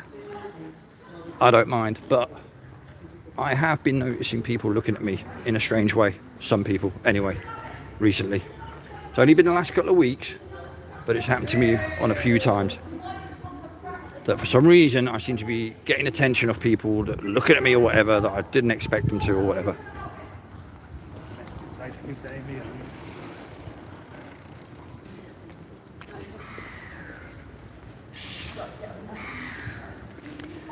Anyway, yeah, that's what's been happening. I was speaking to someone about this yesterday, and it's like, yeah, I'm noticing it as well. People give me slightly longer looks or whatever. And by the way, and I don't walk around holding my phone up all the time filming things, so even if I'm walking around minding my own business, it happens. Happened to me very, very recently. It just happened there as well. Two fellas I don't even know.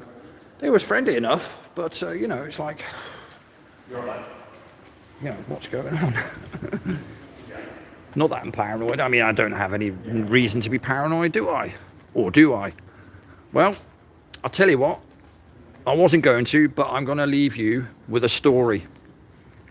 And I'd like your take on this, because I'm going slightly mad, I think, if I don't get my head around this properly. I'm not going to explain it all too detailed because I don't think it requires that, but let me just keep it very brief and see what you think. Right.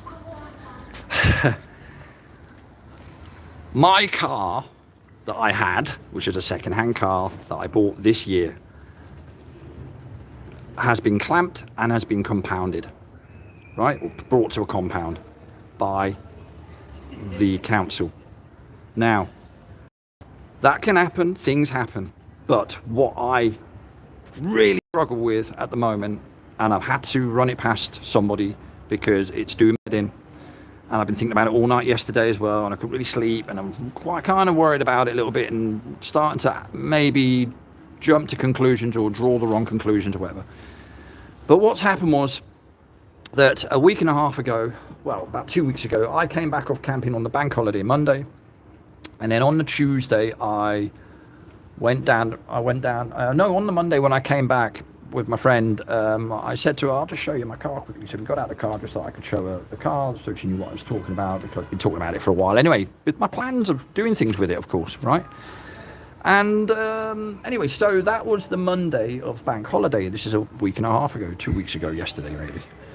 Now, I didn't see anything. I didn't do anything then Tuesday and Wednesday. And then Thursday of that same week, I decided to go and walk back round there just to check on the car, because what I'd done was I had untaxed it to get it off the road. I wanted to put it somewhere on someone's private property, and I thought I had a place. And then what happened was, after sawing it, which is what we call it, sawn, S-O-R-N, after sawing it, changing its status, you have to get it off the road immediately. You can't have it parked on any public place, whether the car park is fine or not. Once it's untaxed, you've got to get it off the road. And of course, that was the phase I was in, trying to get it off the road. And I couldn't. So I got a final warning slip on my car on the Thursday. So you follow me now, right? Bank holiday Monday, came back from camping. My car was there, checked it. There was nothing on it, no clamp, no warning sticker, nothing, because I showed my friend, right? The same week, the Thursday, whilst trying to get it kind of retaxed and struggling to find a private place to park it to get it off the road, on the Thursday, I see under my windscreen wire a warning notice, and with that warning notice was a pamphlet which said on it that basically give me advice as to what to do in the case of my car being clamped. Now, the reason why this situation is doing my head in and I've gone through it time and time again, is because I know that on the Friday, after the Thursday when I got this warning sign, I went there the Friday just to double check to make sure they hadn't come round. And what happened? On the Friday, my car was clamped. So Monday came back from camping, car was fine. Thursday, just double checked to make sure it was still there. It was, with a final warning notice. And then on Friday, it was clamped. Now, the reason why I know it wasn't clamped on the Thursday was because when I took the pamphlet to read it, I thought to myself, what are they giving me a brochure for, to tell me what to do with a clamped car if it's not clamped? That was on the Thursday. Right, got that? Okay. Last few days, I've been busy trying to get the car back. First of all, they decided to throw a charge of £21 a day on it, even though they know my circumstances. But here's the biggest problem with all of this. I've been sent a photograph by the council with a timestamp on it, telling me that they took the photo with my car being clamped and the warning notice under the windscreen wiper on the Tuesday, a day after I came back from camping. Now, I know it wasn't clamped on that Thursday, never mind the Tuesday. So what's going on? And honestly, you get to a point where you're doubting yourself. You're thinking, no, I must be mistaken then.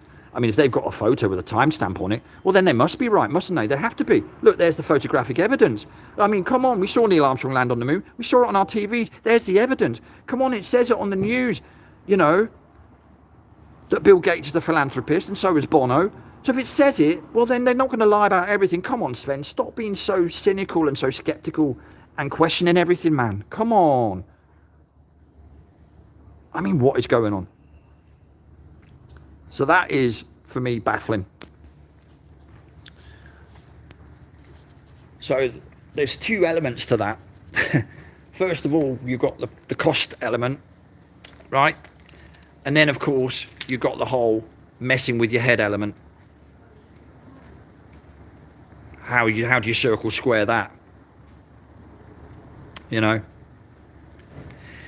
So that's where I'm at the moment with that. That's been kind of occupying my mind now for a few days. And I spoke to the chap today in the council who is the guy responsible for, or his department is for clamping it, who told me about the £21 a day. And guess what he did? He put the phone down on me because I was raising my voice. It's gone crazy. What, I'm not allowed to get a bit motivated and a bit maybe passionate about a topic? Any topic? I've got to sit there like a robot like these clowns do, because they don't care. That's why they can talk without any energy or any signs of passion. Well, yeah, because they're not really too bothered. But when it does actually bother you and your heart is in it and you really are trying your best, then you do get passionate. You might get a little bit louder, and all the rest of it. What's the issue? So that new trend needs to be bucked as well, about everywhere you bloody well call up, people are warning you off to behave yourself before you start talking to secretaries and stuff. I mean, what is this? Anyway, so that is where I'm at with that, just so that you know, this has been occupying my mind now for a few days, because I, call me loopy, call me whatever you want to call me, I really don't care anymore, but I am making a suggestion that they have fudged the timestamp. They fudged it. I know it wasn't clamped on the Thursday, yet they're telling me it was clamped from Tuesday. That's 2 days before the Thursday that I found my car not clamped, just with a warning note on it. Yeah, so what do you do now? So I've got to now somehow find that money to get the car out of the compound. Otherwise, and get this, they're gonna scrap it after 9 days. That's what I was told. What do you mean scrap it? It's £2,000 worth of car. Yeah, it's a used car and everything, but it would certainly do the job for me. It's in spick and span condition. I mean, this is the society we're living in at the moment. It's just awful. There is no case-on-case, case-by-case scenario. Everything is just normed and either this or that. No grey zones are taken into account anymore. No mitigating circumstances are taken into account anymore, or extenuating circumstances. Nothing of the sort. Nothing of the sort. It's like that stupid shopkeeper when I was a kid who used to say to me, if I let every kid off with a penny, I'd be letting I can't do it, otherwise I'd be broke. What an idiotic thing to say.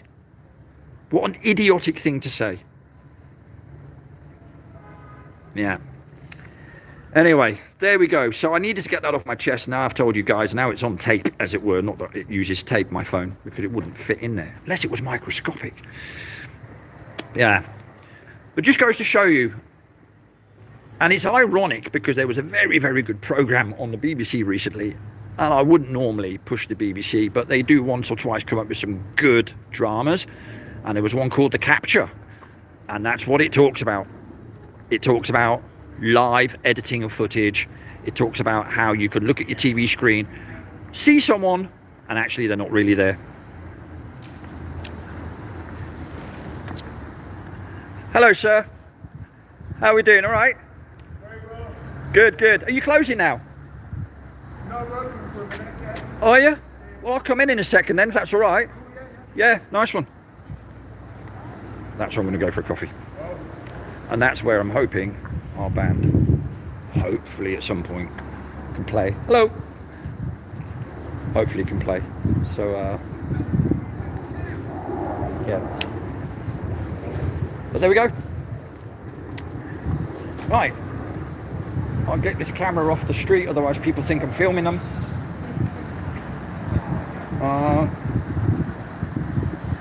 Yeah. It never ends. It never ends. There's always something. And but as an old friend said to me, you know, nothing will have been placed in your way that you can't contend and deal with. So that's the approach, I suppose, we have to take. And as another friend of mine said to me only yesterday or the day before, it is, at the end of the day, only a car. And you know what? Yeah, they're right. It is only a car. Oh, I'm not being flippant about it. I want to save it. I'd like to keep it. And it took a lot of effort getting it. But it is only a car. And there, by the way, is another long building. From there, all the way to there. Quite amazing, isn't it? Look at that. I did mention this in the end of another video a while back, but yeah. Yeah. So it's all go here in Dodge. You know. There we have it.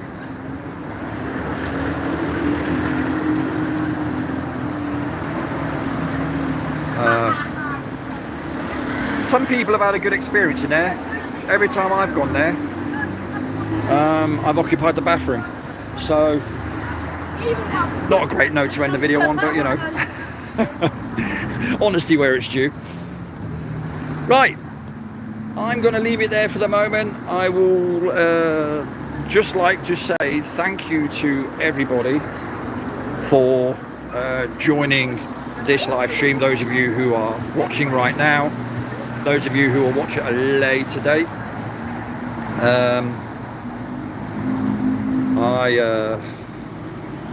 I sometimes will do that in the future, just grab my phone and just go live, and it's just a spontaneous thing. Like I say, until I get my equipment up and running properly and have like a set sort of system, if you like, you know, I'm not going to keep it too rigid or strict like every week or anything like that. All I do there is put myself under pressure by doing that, and of course, you know, it's supposed to also not just be educational for myself and hopefully for others as well, but it's also supposed to be a bit of fun as well, right? If you know, I mean, I've said this before, and it's really important. You have to find enjoyment in anything you do in life, anything, and that includes getting your bloody teeth extracted.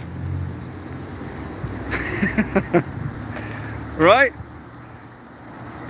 there we go. Look, this is where I wanted to come to end it. This beautiful, beautiful mural here. Look at this. What a picture, huh? I'll leave all the speculation as to why they decided to paint a huge gable that everyone can see with an owl. Only they will know that.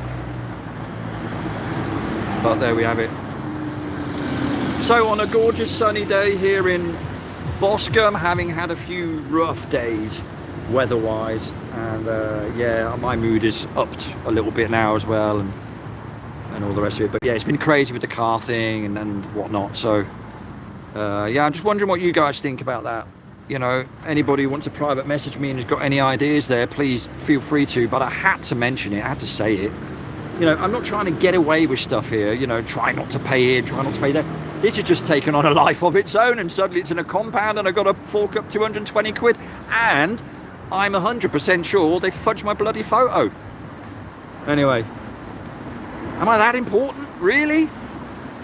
Come on. Surely there's bigger fish to fry out there. Huh? Or is there? Are we all more important than what we realise? Those who know. Okay. Well, on that note, thank you all once again, of course. Tapper, thank you very much for popping in there and helping out. As always, you're an absolute star. Jim, thank you for looking in, my friend. I really appreciate that. Same goes for Joe, if you're listening. Thank you for popping in. First time I've kind of sort of interacted with you. Telex, mate, not seen you for a while. Great to see you. Peter, very nice of you to check in as well. Thank you. And Tommy, of course, good to see you too. Nice of you to check in. And good that you're doing well and you have light at the end of the tunnel, let's say. That's very good. Okay, I don't know if I've missed anyone. Tommy Rogers, of course, thank you, mate, for looking in. And Martin, thank you as well, Martin Haley, for looking in. I really, really do appreciate that. I need to really keep this going a little bit more, but like I said, recently it's been a bit of up and down, lots going on. And of course, 2222, I've not seen you for ages. Great to see you, mate. That has been a while, hasn't it? And of course, Nora, thank you for looking in. And Heather, thank you for looking in. And I think I've got pretty much everybody that was in at least the live chat. And if I've missed anybody, then apologies. I certainly... Squirrel Sniper, the first person that was in. I do apologise. First one in, last one out.